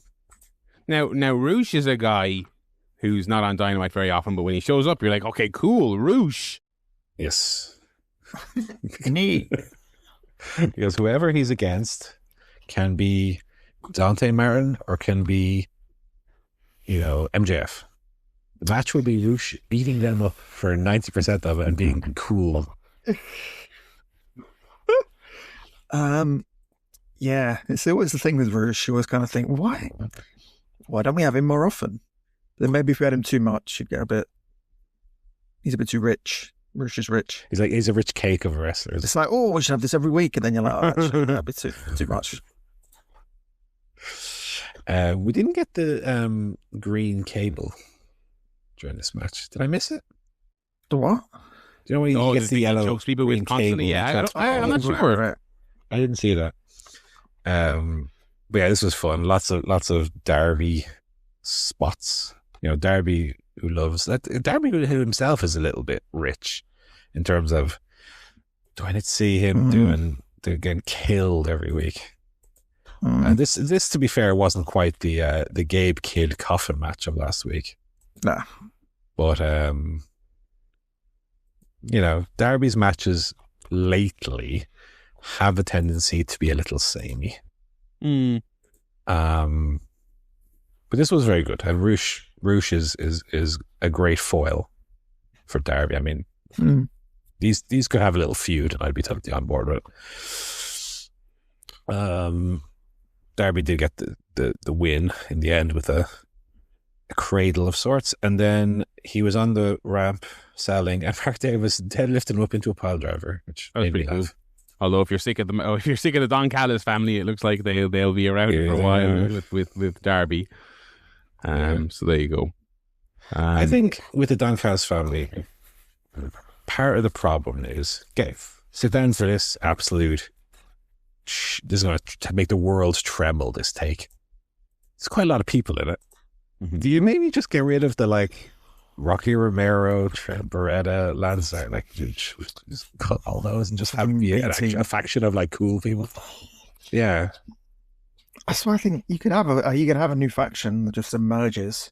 Take the best four and just make they kill the geeks and Don Callis. Just Fletcher, El Idolo, and Davies. There you go. That's your faction. Yeah, and then they murder Don Callis in the ring, and each drink his blood to birth this new faction. Sounds good to me. Tony, bring back Rampage. Come on, put material. All right, and then over to Collision. I watched the whole of Collision. I mean, whoa. Collision was fun. Unfortunately, I'm just looking at the dog matches here. Satnam Singh defeated Colt Cabana. Ooh. Okay. Why was that? Why was that not the main event of Dynamite? Hope someone got that on home video. We can put that on YouTube in 20 How long did that go? 27 seconds. We opened with the aforementioned Women's World title match. Babes of Wrath, Divine Dominion. Divine Dominion did retain, of course, with their finisher, the Divine Intervention. Yeah, it was good. And then afterwards, we had a promo where they did, I was going to say hint at, but they more or less explicitly said, yeah, that's the end of the story for Babes of Wrath. They're going their separate ways. Yeah. Oh, that's fair enough. Willow's going to focus on the TBS title, and Hardy's going to see where the wind takes him. I won't be focusing on the TBS. That's literally what they said.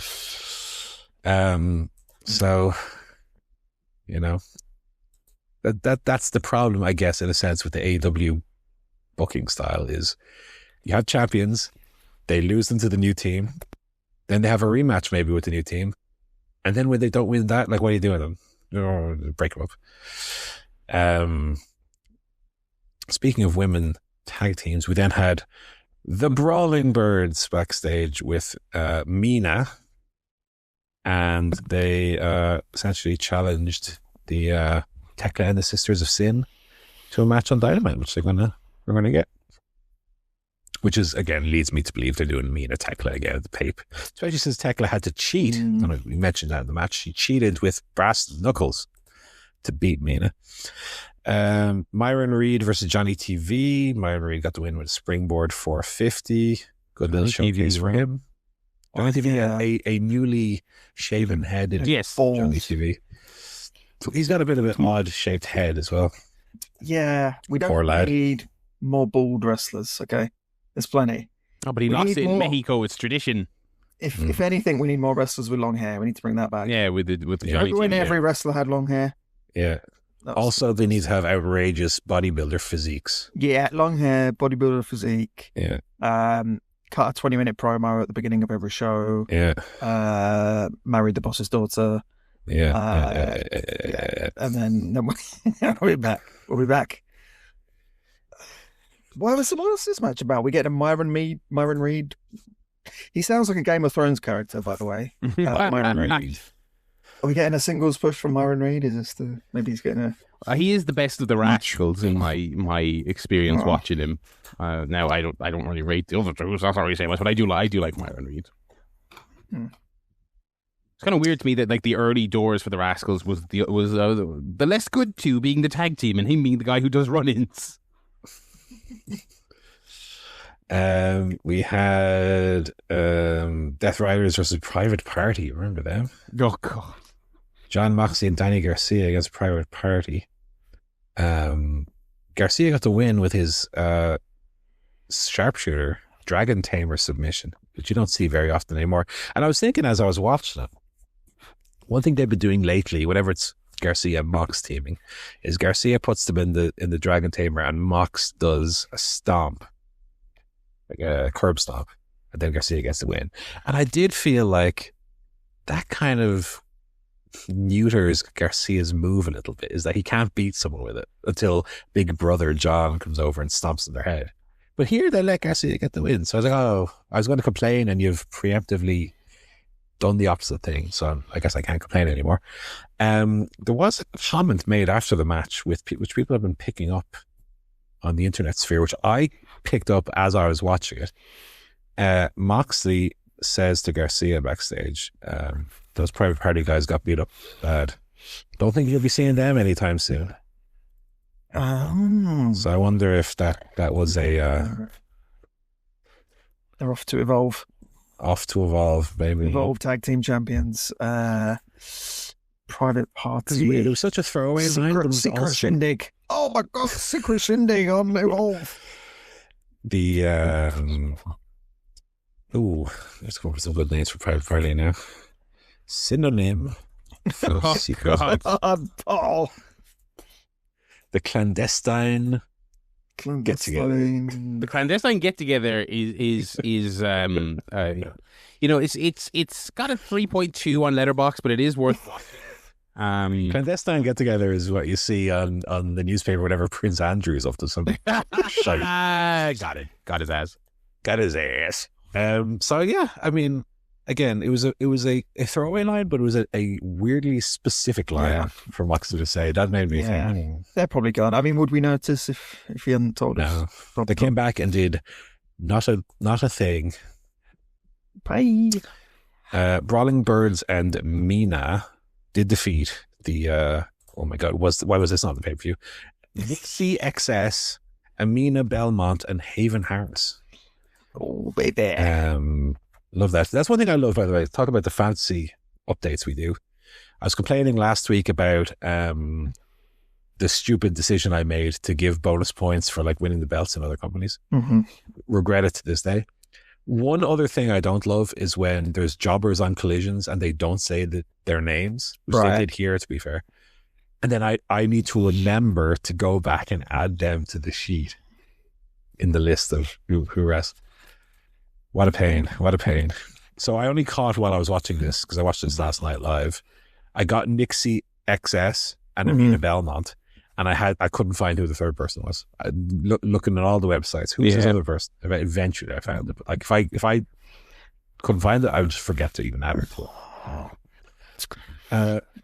Backstage with it was a little promo after the match here where Tekla came out into the crowd to challenge for the next show. So they're doing a six woman tag. But an interesting little moment where Jamie Hayter said to Mina, "Oh, it wasn't us that attacked Tony Storm. Of course not. We wouldn't have anything to do with that." And I thought, well, who asked, love? That's interesting. So yeah.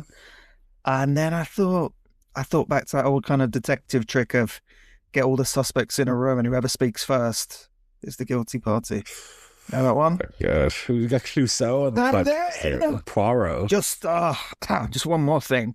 I thought back to who was it that defeated Jamie Hayter for the World Women's Championship? Or she was gone for a year. Yeah.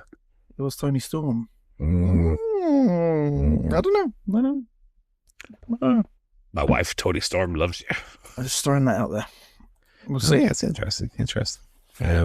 I would love them to put as much thought into it, to be honest. We'll see. My prediction, I'll go on a limb and say that they never reveal who did it. They'll just forget about it and just come back and there'll be nothing made of it. Interesting. We were backstage with Kyle Fletcher and Okada. And Okada said, I saw what you said to Takeshita on Dynamite. And Okada was very sad. Oh, God. He was doing his fake crying. Good God. And then he said, Pro Okada is foiled. Tommaso Ciampa, Ace Austin. Yeah, I like Ace Austin. I do too. This is right. Yeah, which makes me wonder why I'm watching fucking Darius Martin on Dynamite. I know what I mean? When there's much more capable. Anyway, Ciampa did get the win in a very good back and forth match. Yeah. It gave Austin a lot as well. Yeah. And then Juicy Robinson ran out and Ciampa was going to beat him up, and then except Juice Robinson turned around and Ciampa was all scared and ran away. So I guess we get Ciampa Juice. I would like them to heat up Juice Robinson a little bit more. Yeah. Cast my mind back to the New Japan days. This guy is good. Let's not treat him like the filth on the bottom of a shoe here. This guy is more than capable. Babes of Wrath then had their promo we spoke about. They're going to focus on singles action for a bit. Aussie Open versus the Rascals. Kyle Fletcher's poor leg. My God. Right there. They did get the win, of course. Aussie Open got the win. Yeah. Match kind of, I don't want to say fell apart at the end, but it was very obvious that Kyle Fletcher's leg was caused some shifting in the way that the match was supposed to end. Dave's got the win of the pile driver anyway. Decent match. A bunch of promos. Kevin Knight, Ricochet, Don Callis, John Moxley and the Death Riders. We kind of touched on those. And then the main event, Kevin Knight, Okada for the International Championship. Probably my match of the week. Very, very enjoyable, especially towards the end. Yeah, very good. Very good. They really had the fans biting on some of the finishes here that Knight was going to win. Yeah. Yeah. Really strong finish. Yeah. And, yeah. I mean, Kevin Knight is great. I mean, if he can get that character, get a character that really kind of accentuates his strengths, but also feels like a main event character. Similar to MJF, Hangman, Swerve, the guys who've been through that level. If Kevin Knight can get something, a little something specific to him, whatever it is, I can see him being in the main event. He needs that little, that X factor. A little jealousy in a minute, but needs to find that. Get rid of the jet, like the little sunglasses, and it's a little bit private party, that whole thing, that whole jet. A little bit. Yes. My favorite spot of the match here was when Kevin Knight went to the top for the splash, and Okada rolls slowly out of the way, almost Orange Cassidy style, and then Knight went for the splash anyway, and Okada got the knees up, but Kevin Knight just landed on Okada's face anyway, and that made me laugh as well. And yeah, Knight had false finish after false finish, hit all the big moves, looked like he was going to put him away, and then Okada got a quick roll up, grabbed the ropes, and that was the 1, 2, 3. So very good main event, well worth watching. And that brings a close to the Triller era, so we'll see what this new era of MyAEW brings. Nice. With again, Pac, Ospreay and Dynamite. I'll take all of that you got. And what else do we have? We have the Brawling Birds and Mina against Triangle of Madness. Have they announced anything else for Dynamite? The MJF Omega contract signing. Yes. They should have a press conference. That was good. Do another one of them. Have these guys talk. That segment was so good this week. Have Omega say gosh darn again. Right, moving on to our other bits and pieces. Movies. Alrighty. Who here saw a little movie about space? I did. Me too. I also have I could have done this in Life Guff, but it's a very notable cinema experience for me. My first ever IMAX experience. I was a little bit kind of all over the shop while I was in Dublin with my better half, and I was like half awake looking at my phone, going, cinema near me is showing Ready or Not 2. I'll go see that. And I arrived at the cinema and I was like, I was looking at the phone wrong. It's not this one. All right, what else is on?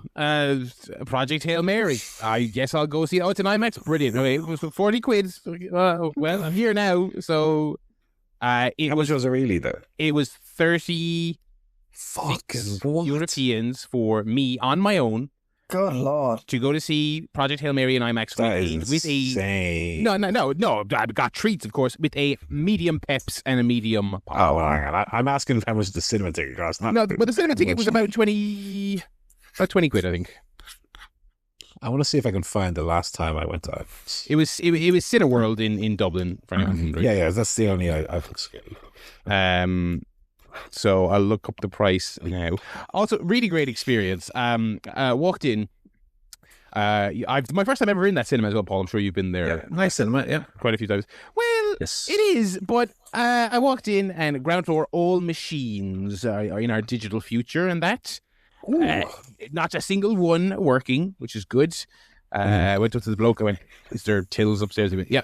Upstairs, one till open with everyone trying to buy tickets for every single film, and then also buying their suites and all that. So that wasn't great. I will say though, everyone was very well behaved. A couple of late arrivers, but I do not have a comical cinema story as I oft have had in the past. So well done, Dublin. But you can imagine how fun that cinema is, being in with fear of heights, as I have. The IMAX at the very top. Ooh, no. It's pretty intense, but yeah, so obviously I did not plan to do this. I just kind of found myself at a loose end one evening. Yeah. But yeah, and I also didn't really. I know it was financed by Amazon, but I didn't know anything about this movie other than I started seeing all the ads a couple of weeks ago, and I was like, "This looks like the most fucking Amazon movie ever. There's no fucking chance this is actually going into the cinemas. I'm not going to read about this." I wasn't aware that it was based on like an Andy Weir book and that people were actually excited about it. Lord Miller directing, shot entirely on IMAX for IMAX, like a real deal go to the cinema motion picture. Seems to have done quite well. So by complete happenstance, I saw like a proper IMAX film in IMAX. And I suppose just on the subject of IMAX, I thought it was awesome. I mean, it was genuinely awesome. I can see why people would prioritize seeing things like that, seeing your Nolans et al. Prioritizing seeing them there, and I will definitely do it again. Would I, if I wasn't already in Dublin, would I jump on a train to go see it again? Probably not. But I mean, hopefully, if there's, because it seems like a lot of these big studios are betting big on this premium format thing. Yeah, right. Wow. 40 quid, yeah. Well, yeah. So I feel like the flip side of that is that you need to pop more of these bad boys around, not just my country, but most countries. I mean, most people don't have an IMAX screen within walking distance, but yeah, and the big IMAX features for the summer, I saw the Odyssey trailer, which looks really cool. I didn't really have much of a take on it, but it looks all right. And then I saw the Mandalorian and Grogu trailer. Ooh, I saw that as well. Which, I mean, it just looks like a long episode of that show. Anyway, on to the film. Paul, you saw this film. Yes, sir. What did you make of it? So I just talked about IMAX. You talk about what you thought about the film off the bat. Well, I'll talk about my cinema experience as well. Oh, okay. I did not get any treats. Okay. My cinema experience cost me €7.99. When I went in and we're sitting right in the middle, right in front of the screen. Oh yeah, close. So basically it was IMAX because I was close to the screen. And then a young mother and two young children come in. Oh, good. Kids, I want to say 2 boys about 7 years old-ish. Okay. So you can imagine the noise I made when I saw them coming in. And not only coming in, but them coming in and sitting 2 seats down from us. Yeah, okay, good. here we go. Right, so they're sitting there, and when all the ads of the trailers are playing, they're talking the whole time. Right? And then I don't call it an ad. It's not an ad necessarily, but like a thing come on about report sexual violence. You know, you're not alone. One of the kids goes, "What sexual violence?" No fucking way. Oh yes. My God. And then the certificate came up, 12A. You must be accompanied, 12 or accompanied by an adult. And the name of the movie, Project Hail Mary, at which point the mother went, "Oh, wrong screen." Off they went. So they must have been in to see the Magic Faraway Tree or whatever. But yeah, they came out. Did you look out, all things considered? Oh, absolutely, because apart from that, the audience were very nice. But they were funny. The kids came in, they saw the sexual violence ad, and then they're out. And they left. Okay. And then they're weird. What do I think of the movie? I like the movie quite a bit. I will say, it's funny that the kids left, because I could imagine if you were like 7, 8 now, the first hour of this movie, you would be so bored. Yes. Yeah. Because the first hour is pretty slow. Not a lot happens. It just gets going.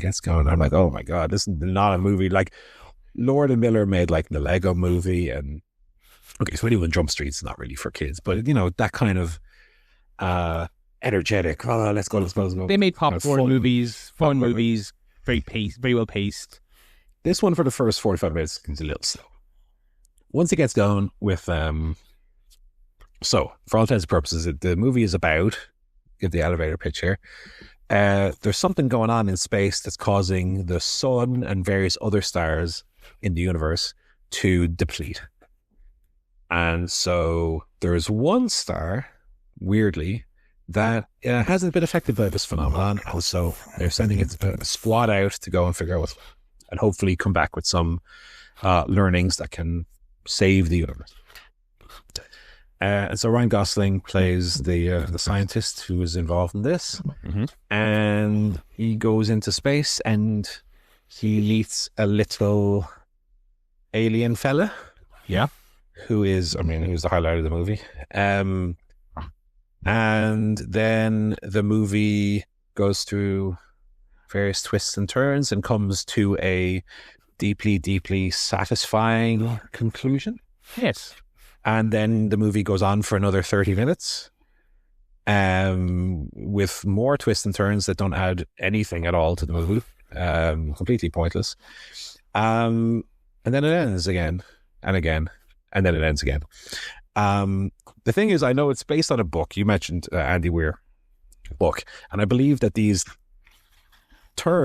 extra storyline happenings towards the end of the movie are from the book. Like, I get it. We're adapting the book, and so it follows the plot of the book. I feel like it doesn't work as a film, though, in terms of the pacing, in that there is a climactic, like, actions. I won't say what it is, but, you know. Yeah. There is a COVID-19 looking ball thing involved. We'll say more than that. And then that action scene ends, and then there's a little scene afterwards where, again, without spoiling it, let's say, you know, characters, nameless characters, say, "My God, what a journey we've been on. It's been great. See you down the road." And then there's even a little character moment, you know, not quite The Rock hitting the around, but just something along those lines. And I'm thinking, what a lovely ending. The movie is ultimately, it's about space and it's about the sun and all that. Really, the movie's about friendship. And so that storyline comes to a very, very, like I say, satisfying conclusion. And then I'm like, right, and now we go to credits and we cut to black. Because you've been brought up, you know, I mean, we say climax of the movie to mean the end, but climax of the movie is, you know, emotionally climax, and then you're brought down and the movie ends. But then there's like, actually there's some other problem we also have to solve, and then the character has to do this and this and this. And I feel like book-wise, okay, whatever the book is, that's fine. But the movie reached its, whatever you want to call it, emotional ending for me. Yeah. Like 20 minutes before the movie actually ends. And there's one thing to be said for adapted and totally faithful to a book or a play or whatever it is. And there's another thing to be said for like, look, as a movie, this whole ending doesn't work. And so whether it's the director or an editor or whoever to step in and say, look, the movie kind of ends here and everything else afterwards is a little superfluous. Yeah. That was my main takeaway, is add this to the pile of movies that I complain about, like 10 Cloverfield Lane or whatever else, where it's like, I love the first 90 minutes and then just fucking cut that ending off. Right. That's how I felt about this one as well. But I mean, mostly really good. Yeah, it didn't bother me as much as you did, but it definitely feels like it kind of peaks early, and then I kind of liked the all the other stuff after that, but it's you're kind of exhausted. It's also like 2 hours 40. That's the thing, is that the movie is 2 hours 35, and compounds my issues with it, I guess. It's too long. I don't think it needs to be that long. It's fine. I really liked it for a lot of the reasons you said. Gosling is brilliant as always. He's very bankable in that sense. Sandra Hüller in the supporting role is great. Nice to see her in a real deal blockbuster. Mm-hmm. I think she this kind of role as well. I could see her getting a lot of this in the next few years. Really good Harry Styles karaoke scene as well. Yes, yeah, great stuff. Yeah, God, she is really great in it. The alien, as you said, again, on top of all the other kind of cool things about this movie, I learned after the fact, because I genuinely had no clue what this was until I basically watched it. Big emphasis on puppetry, proper sets. It's a very nice looking film. Obviously, I know I was using how nice it was to see it in IMAX. It looks great. The stuff that needs to feel tactile and real and even as a somewhat fantastical sci-fi film, the stuff that kind of has to feel somewhat real does. So yeah, I really liked it. I really liked it. And I would recommend it. Very pleasantly surprised with that one. Yeah. Really nice. Yeah. So I didn't get around to seeing it, but someone saw Ready or Not 2. I saw Ready or Not 2. Go on there. What was your? What do you think of it? I really like the first one. Yeah, I was quite excited for this. Again, stars Samara Weaving, as a bride who in the first one she marries some rich bloke and then finds out she has to partake in some kind of unusual game that is a tradition in his family, which then leads to her being. So it's a kind of slasher, final girls sort of, hunted for sport. Kind of film. Yeah, it's out there now. So we bring it back. It picks up immediately where the last one left off. Mm-hmm.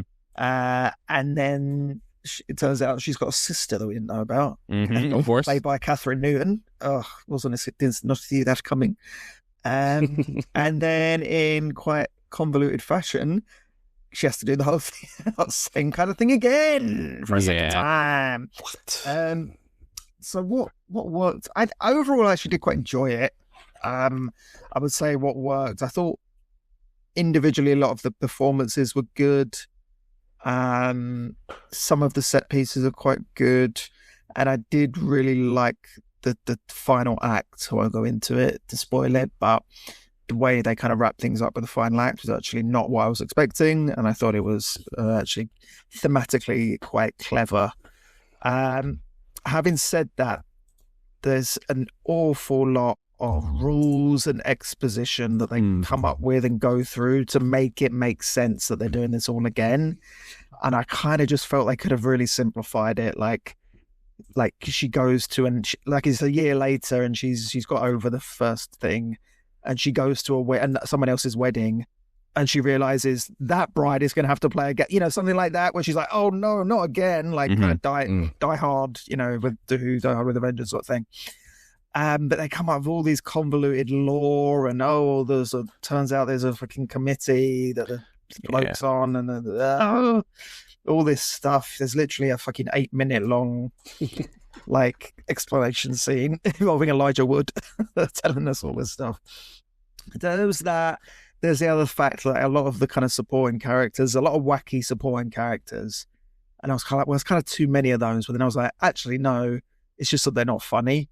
They have as many wacky supporting characters as you want if they're actually funny, but they were all very kind of broad. Whereas they weren't in the first one. All the extended family, none of them were really kind of big, broad characters. They were all just quite funny. Yeah, I guess the other thing, in the first one, the whole point of it is that none of the family are expecting to actually have to go through with this, because it's essentially an unusual thing. Normally, they don't have to do it. And so they're all very unprepared for it. They're all these kind of like rich bozos that are like, oh, I don't know how to kill someone. And they will end up, shooting an arrow through someone's head or whatever. Yeah. In this one, they're all like, it's not like that at all. They're all kind of waiting for her almost. It's just like, well, surely they just kill her straight away. And like, they've all got this she's just been through a night of terror. She's injured and now she's been hunted for sport again. Surely she would just die straight away. And she's got Catherine Newton to look after. It's, oh God. I liked a lot of it. And like I say, I liked the way it wrapped up, but God, I felt like they could have just done a better job of just like, forget all that crap. We don't need that. Just get us into the story again. Yeah. I want to see this. I really like the first one. I like the directors a lot. I liked Abigail, which is them as well. But everything I've kind of read about it, it does sound like, as you were kind of saying, it kind of sounds like some of my like least favorite stuff from like the John Wick sequels. Yeah, where they're trying to be interesting and getting a little too into the weeds because kind of much like John Wick 1, that first one, there's kind of a lot left up to your kind of imagination, for lack of a better term, and it's I really like that first one. Yeah. Fucking nobody is John Wick. I love whenever I remember the first John Wick movie. And I remember that it makes me laugh, makes me smile. So yeah. What makes me laugh is Matt Johnson. Go on.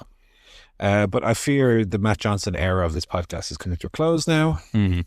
Certainly until I get my Nirvana and the show, the movie Blu-ray, which releases May 20 in Australia. Crikey. Which of course I'll be importing here because Australia and us use the same region Blu-ray. So yes. We can get those. So I'll be importing that and watching all the special features and commentaries and all that. Which I can now report, you have both seen the crazy screenshot. I've now exhausted all the special features on my Dirties. One of the craziest special feature screens I've ever seen. Just so many options on it. Lots of 2025 interviews and stuff, like all new stuff, specifically made for that release by Umbrella. A lot of great stuff on there. 2 commentaries, which I listened to back to back. Wow. Which were very fun. And yeah, lots of interesting stuff on it. About the Dirties, but about the Matt Johnson verse, let's call it more broadly. Specifically interesting that when Matthew Miller, who's produced all 4 of Johnson's movies, when he first met Johnson, his original pitch was for them, only having seen the Nirvana the Band web series, his pitch was for them in 2011, 2012 to do a Nirvana the Band movie, which obviously then didn't happen for 14 more years, which makes all the funnier at the start of the Nirvana the Band movie, where they had that little intro which is literally the first thing they shot for the web series, where he's doing the 2-step and being all crazy. And then, I think we're going to be just fine. Cuts to 17 years later. I mean, a very real 17 years later there, I feel like. And that Jay McCarroll was going to be in the Dirties originally with Johnson. So McCarroll has only been in 2 of Johnson's movies, which funny enough are the Dirties, and in a very, very small role, the Dirties and Nirvana the Band. But he was originally going to be starring the Dirties along with Johnson, but looked too old to pass convincingly. Since a lot of the Dirties was shot in real schools with real students. With students, yeah. They had to be able to pass as looking like high school kids, and Johnson very young looking at the time. McCarroll did so much. And then finally, I mentioned this in the Discord, the the Johnson Crow sound effect Easter egg, which is in all his movies, which I've since found in all films. Well done. Including Nirvana the Band. Well, there was a YouTube video which helped me with the first three. But yeah, there's a scene in the Dirties where Johnson, for some reason, in his underpants, standing on his friend's mother's kitchen table, doing Foley for the movie.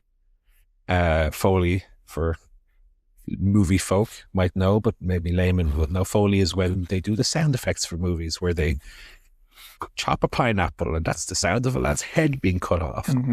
That kind of stuff. So he's doing Foley, but doing Foley in his mind is clomping about in two odd shoes and doing like NPC voices of people from Baldur's Gate. So I'm not sure why that's Foley, but he does like a crow sound. He goes wah, wah, and that sound effect appears in all four movies, including Blackberry and Nirvana the Band. So as they're walking, Nirvana the Band, as they're walking towards the CN Tower right at the beginning, and they go, "There's Spider-Man," and there's like, that's a thing in Toronto. There's like a local Spider-Man who does like fireman carries on people. Yeah. As they do. While they go, "That's Spider-Man," that's where you hear in the background, Okay. It's Matt Johnson doing a crow voice, which is, I don't know why they kept or why they include that in all their movies, but that's a little Easter egg that's in all of them. Probably, I'm thinking, won't make it into Tony. You never know. You never know. You never know. That might be only for the Zapruder Films team and their movies, potentially. But yeah, really, really great value Blu-ray. Like I say, tons and tons and tons of special features, interviews.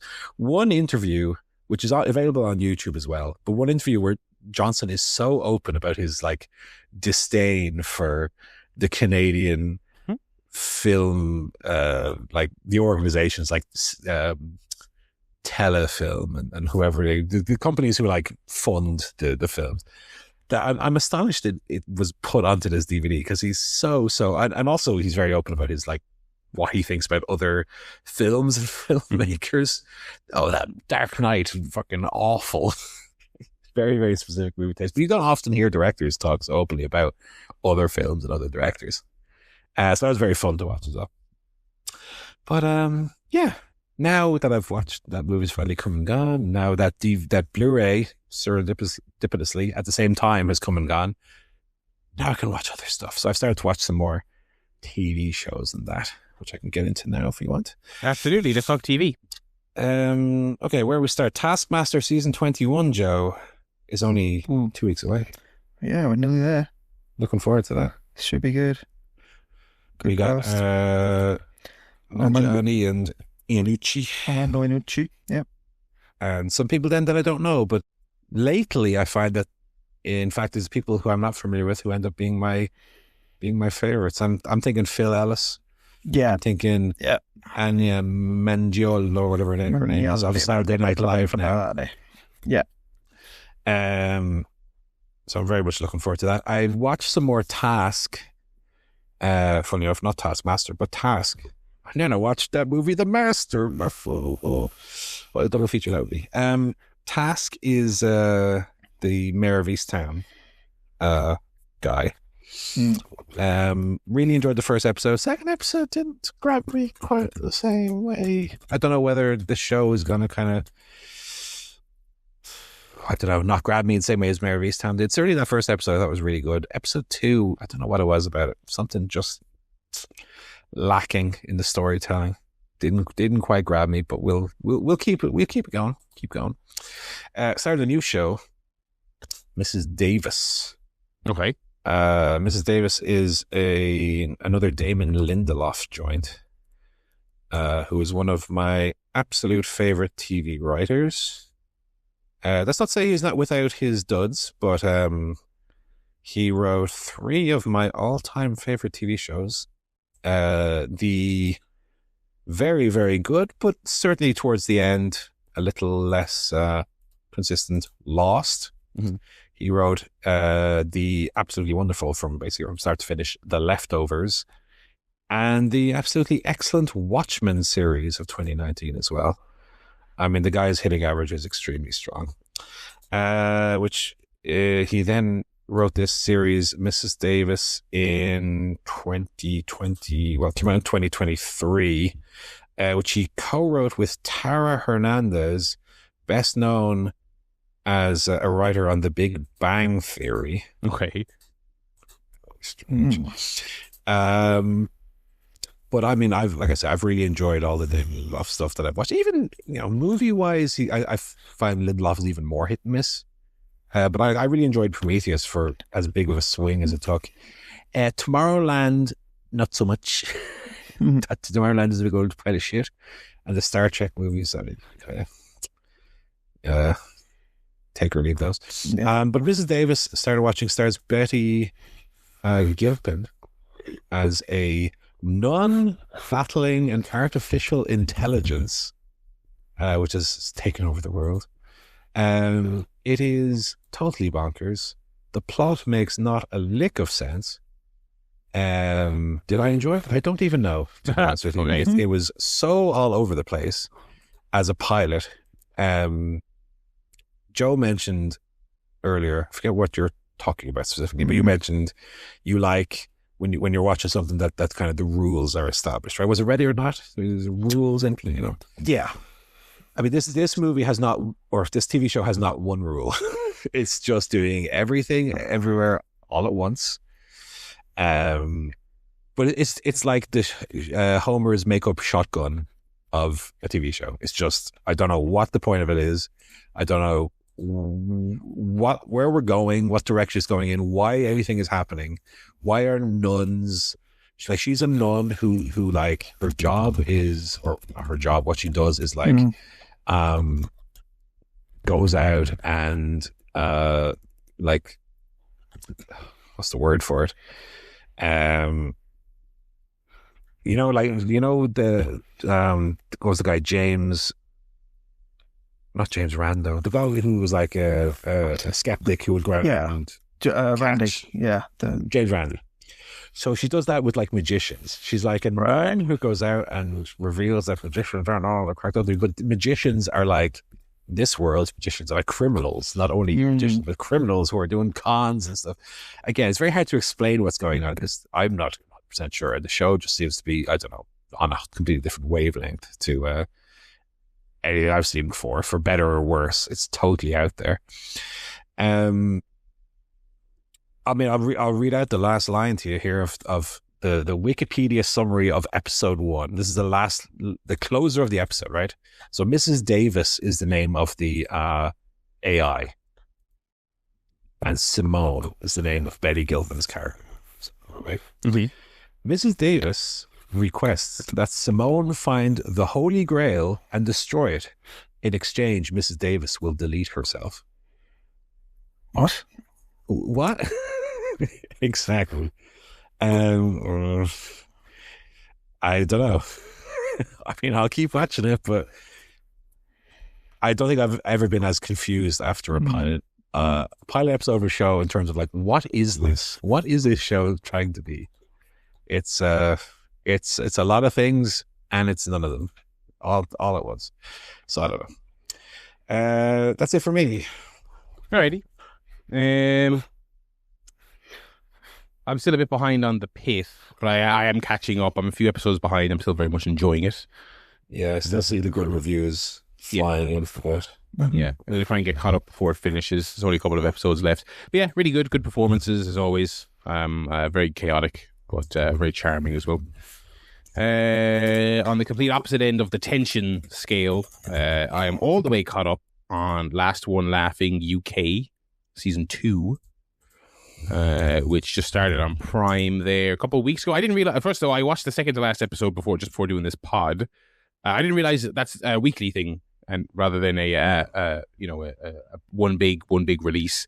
So I have to wait till next week to talk about that. But it has been, it's been hysterical again. I loved that first season. The second one is just as good, I would say. A great, kind of like you were talking about with Taskmaster there. There's some names that I know, obviously, and that I was very happy to see. And then there's some that I didn't, but honestly, the ones that I wasn't aware of, kind of, it's nice to, like, get familiar with some new faces and some new names. So the cast, you had, a couple of staples, obviously, of British TV. Bob Mortimer, who won season 1, Ramesh Ranganathan, Diane Morgan, Alan Carr, David Mitchell, as well. Sam Campbell, who I'd never heard of. I like Sam Campbell. Love Sam Campbell. He came on, and I go to my wife, I goes, so is he something wrong there, or is he just doing a bit? He's one of those people doing that as a bit. And she goes, have you not? So she had seen this person. I was like, I think he's been sipping that vodka. I think that's the problem. Sipping that vodka. Because she goes, have you not seen him before? And I goes, no. She goes, she goes, I can't think of someone you will find funnier than this. And she was in fact correct. He's brilliant. He's been absolutely fantastic. A highlight on Taskmaster as well this season he was on. Yeah, because I feel like these shows, Taskmaster and this, I feel like they could absolutely do very similar strengths. Because for anyone who hasn't seen this, I think this is originally a Japanese premise. I believe it was originally many years ago, and it's now been done on, I think, fucking every continent, 10 times over. A bunch of comedians go into a Big Brother style house, and they are forbidden from laughing. And if you laugh once, you get a warning. You laugh twice, you are out. Hijinks ensue as they try and sort of get everyone out while staying in themselves. Very, very good, very entertaining, very easy watch. Hosted by Jimmy Carr, but we won't hold that against it. And that's on Prime. So thoroughly enjoyed that. Both seasons of that, well worth a watch. I keep meaning to go back and watch some of the other ones from the other countries. I heard, because I remember even before I heard many moons ago, back when I think it was just a Japanese show, that it's well worth just seeking out, even with English subtitles, because it's apparently superb. But I haven't got around to that yet. But yeah, that's TV for me. What about you, Joe? I did check out the new SNL UK. Michelle was very keen on it. Starring Anna Magliano. And Emma Siddy as well from Taskmaster days. And a lot of new faces. This is much trailed, British version of the long-running American show, which I'll be honest, I've never once laughed at. That American one. I just do not understand how it's been on for 50 years. I like it. Well, into all doses. I've never seen ones. I watch it and think, this will be good, because you've got really funny people in it, and it's like some interminable sketch. But it's a very American sensibility. It's keen. We're talking about the Friends toys. Yeah, Happy Meal straddles. Saturday Night Live is like Keenan and Kel straddles. It's the exact same. Yeah, I also think it's very up and down with its eras. I remember back in the halcyon days of the early 2000s, when you would like trade DVDs with your pals of a television show. What? I remember a buddy of mine always giving me a lend. He had like all these different best ofs of SNL from like people like Will Ferrell and stuff like that from their heyday. Adam Sandler back when he was still funny. But again, I never really sat down and watched it weekly. And again, it does seem like it goes to its peaks and its valleys. Well, this one is about the same quality as the American one, if I can put it that way. That would be my summation. So, a lot of sketches that go on for 4 or 5 minutes without really a laugh, and I'm going, well, it's sort of funny idea, but I'm not actually laughing. I'm sort of acknowledging, this is a funny concept. Not enough to make me laugh or anything, but there's also not really any punchlines in these sketches. They just sort of keep going and then end. There's also just, I don't know. I would say there's no way, obviously, I would be watching this unless it had the SNL branding. If this was like Sky One, we're going to do a funny Friday night comedy show with all I'm fucking watching Sky no way. Yeah, Sky One is back, by the way. Great. Yeah, thank God. It's not really that fun. There was a sketch. They had Jamie Dornan hosting the second one. So they got good guests and really good musical guests as well. Obviously, the production of everything is really much higher value than you typically would get on British TV. It's just not fun. They did a sketch where he's like, it's about British people going to Spain and drinking in a British pub, and they do a rap song about it, and I'm like, ooh, rap, that's always tough. I know. And it's like, Brits abroad not indulging the cult, going to a pub. Yes, that was funny about 20 years ago. And it's just other stuff like that is just not really landing for me. So I'm not keen to watch it anymore. But I would know, it's just not because it's Saturday Night Live. I just never watched something like that anyway. Like, it's just makes me kind of it's just not that funny. You're coming up with you've got to come up with sketches every week, and I'm like, well, take a bit longer.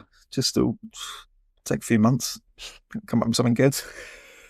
No, it's people who like mock the week. That's more. Yeah, I think that's fair. Yeah.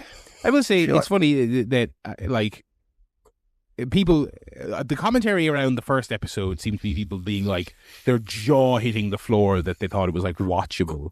Because for whatever reason, I know American things going to the UK, British things going to America, it doesn't always work, and quite often it fails, right? But like before this launch, people were just so, this is gonna be the worst thing ever. I'm like, yeah, British comedians can't do sketches. You're right. It's such a bizarre concept that's never been done before. They're gonna hang on. Some British people are gonna send ups of like politicians and do silly little sketches. Right? You're right, mate. It won't work at all. That's just. I mean, that was of course invented by America. Yeah. And then, of course, I never watched it, but they did bring back, like, Spitting Image, for example. Yeah. Like that, which apparently was terrible. No one likes it. So I've got them up for this, but I don't know. Just not for me. Much like the American one, I think this one will best be consumed in YouTube Shorts and Instagram Reels. Yeah. If anything good pops off, you'll see it. You know what I mean? If there's one good sketch, I'll see that. Yeah. When SNL US did the Beavis and Butthead one a couple of last year, when the good ones go viral enough that people who don't watch the show see them, which is that's a fucking great sketch, to be fair. I mean, you gotta give credit where it's due. Have you seen that, Paul? No. It's good. You would like it. I think you would like it. Not just because I like Beavis and Butthead. It doesn't. To be fair, it doesn't have Beavis and Butthead humor in it, but I think you will appreciate it nonetheless. Okay. If you can YouTube that after the show and you can watch that. Before you do that, tell me how Metroid Prime 4 is going for you. Oh, God. Metroid Prime 4. It's an interesting story.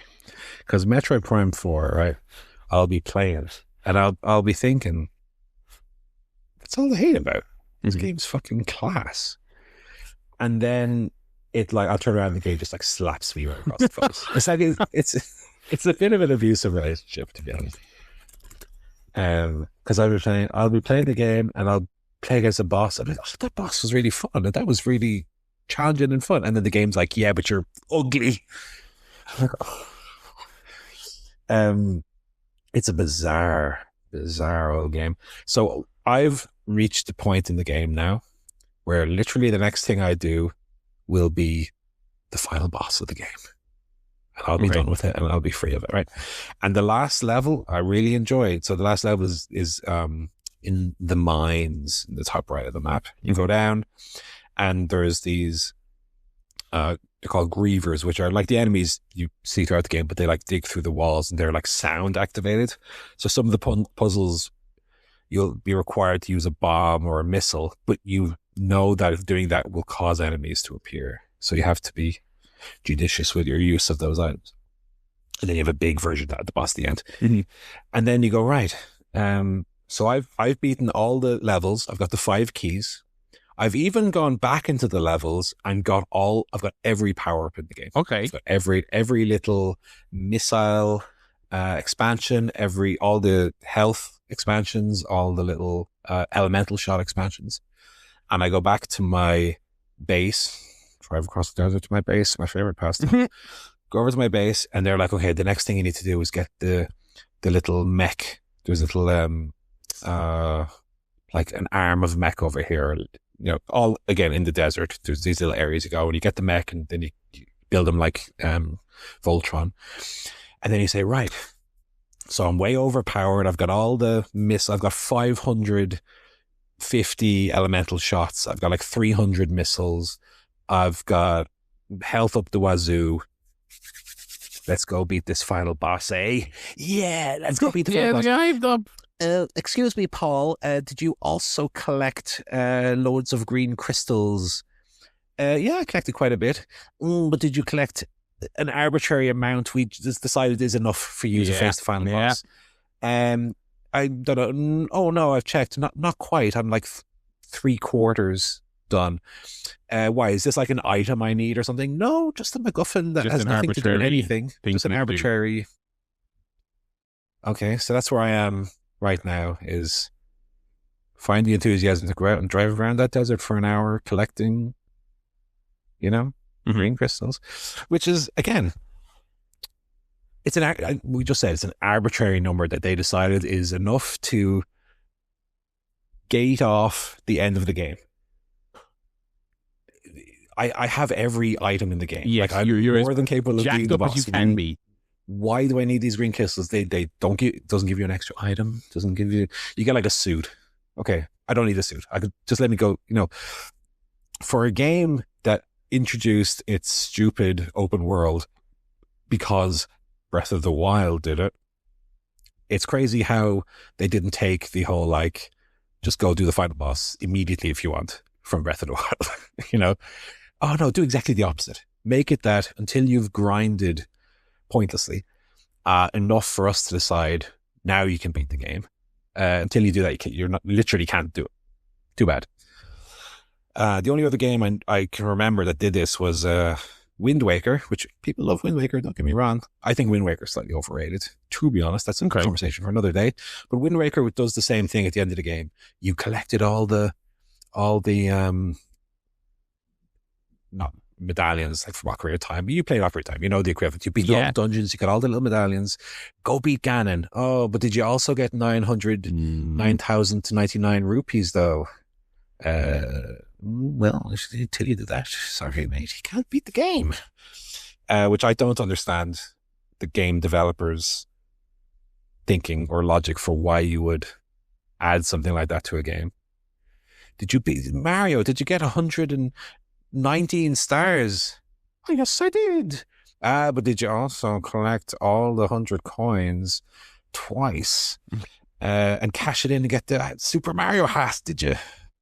I mean, what? Like Metroid as a game is only like 15 hours long. That's even with all the backtracking. Yeah. What is the point of doing this? Why is this game for every 2 steps forward does like a long jump backwards? And that's kind of my issue with it, is not that the game's not good, because I feel like for the majority of it, I actually think it is quite good. But it's so frustrating that they've made all of these crazy decisions that actively hurt the game, mostly centered around the implementation of this pointless open world, which was one thing when you had to cross the desert to get your item or whatever, completely needlessly. But now then for it to be like, but also you have to do this thing, even though you have crossed the desert. And basically, I would say even I have gone out of my way on my desert trips to collect green crystals. I have done it. Yes, yeah, that's what I heard as well. Because I didn't do it enough. Is that, people were like, I got to that stage in the game and I had been collecting them along the way. And as you said, the number is so arbitrary and so obviously done just to, I don't know, stifle you, pad the game somewhat, Yeah. But it's like not even padding the game, because there's no gameplay to it. It's just literally go out and do it. Yeah. And here's the thing, is there a number? It's like you need 2,000. No, it's just there's an image on your screen that fills, but like you'll go out for half an hour and collect them and you look on your screen and it doesn't look like it's changed. So I don't understand. Does it just suddenly go up when you have enough, or it doesn't have like 1,700 out of 2,000? You don't have a good grasp of how much you need. It's totally pie in the sky. So I don't know, one of these days this week, it's really hard to get the enthusiasm to do it. Because like I say, playing the levels, great. Yeah. Love doing all that. Love doing the puzzles. And especially, actually, my favorite bit of the game has been going back to levels I've beaten to do the puzzles with the extra items I have now. There's some really great stuff with like the spider ball and all that stuff. It's really, really great. And then the game's just like, oh, you're having fun, are you? Couldn't throw your nuts. Get down and grind. And so that's what, during the week, I'll just find half an hour where I can put a podcast on and just go completely on autopilot and fucking roll my eyes into the back of my head like The Undertaker and collect these fucking green crystals. Then I can beat the game finally. So yeah.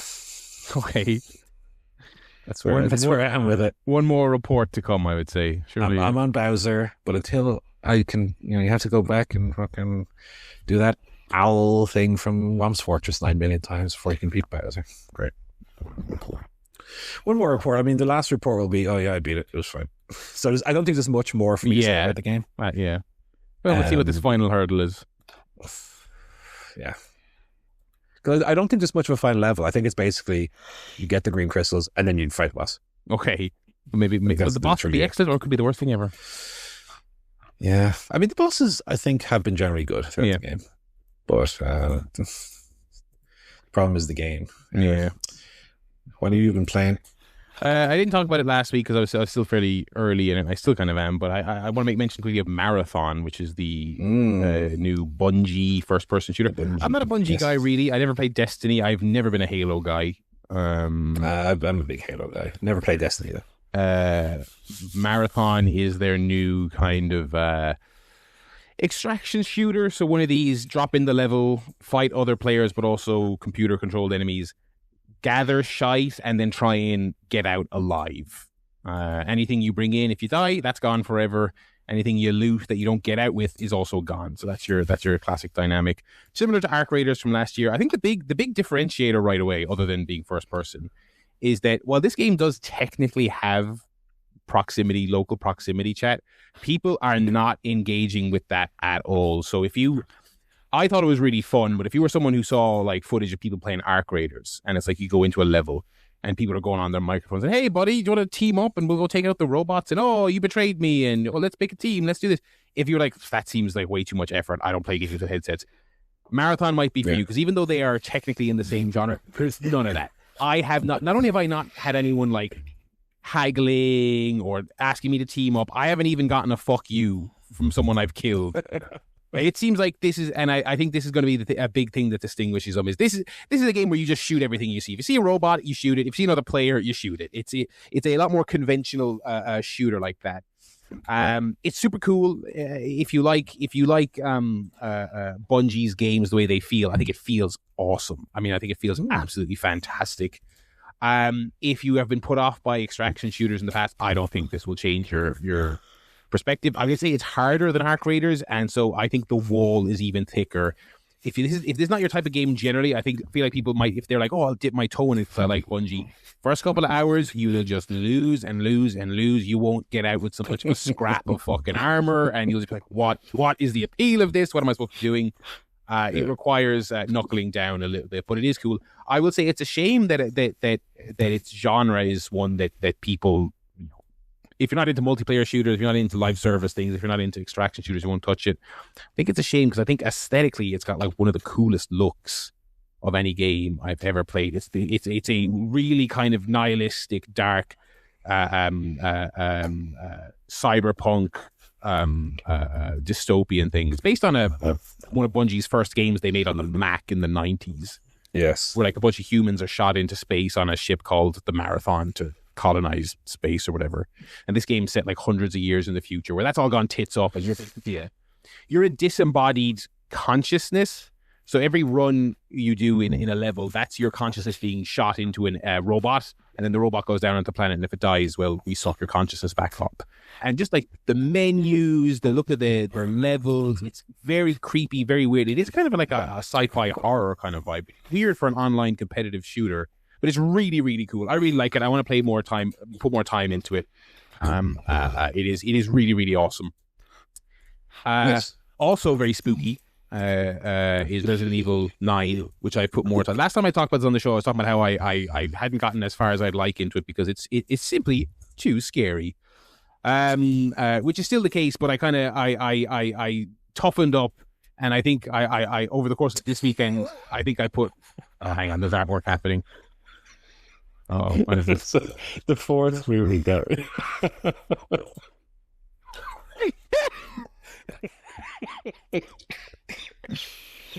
Oh,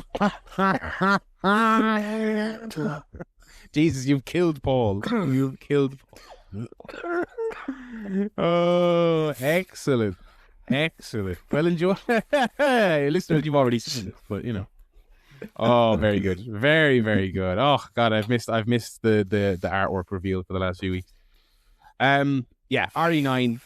I think doubled my playtime in this game this weekend because I sat down. I was like, all right, come on now. Let's fucking this game. Like, some people have been complaining this game is too short. It came out a month ago, and I still haven't finished it once. A buddy of mine has platinumed this, beaten it 4 or 5 times, including the speed running mode. I still haven't finished it once.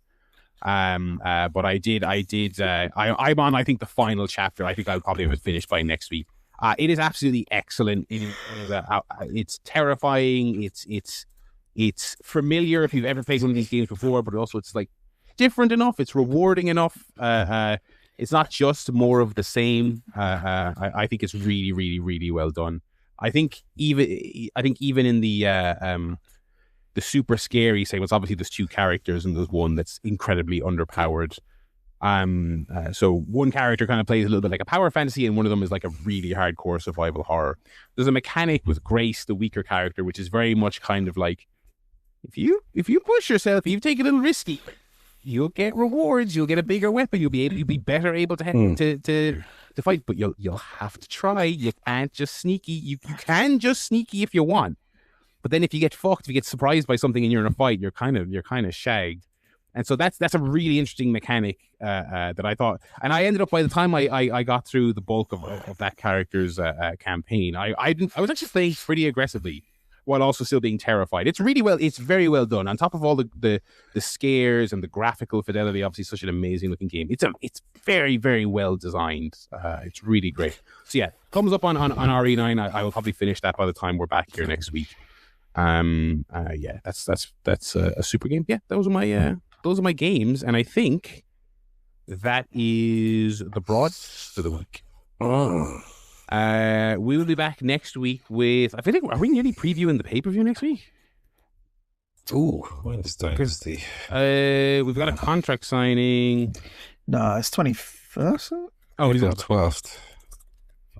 Oh, yeah, no, we'll be previewing it next week, yeah. Okay, well, so it comes around fast. So yeah, we'll have that. We'll have a fantasy update. See who's injured on Paul's team next, and what have you, and more updates for telly and movies and all that other stuff. Thank you very much for listening. ChairShotPodcast.com if you want to pop us an email. It's also where you can go to keep track of the Fantasy League in real time. We'd love to hear your thoughts on that. And we'll be talking to you next week. So until then, it's goodbye from me, Barry. It's goodbye from Paul. Goodbye. Thank you, Joe. Goodbye.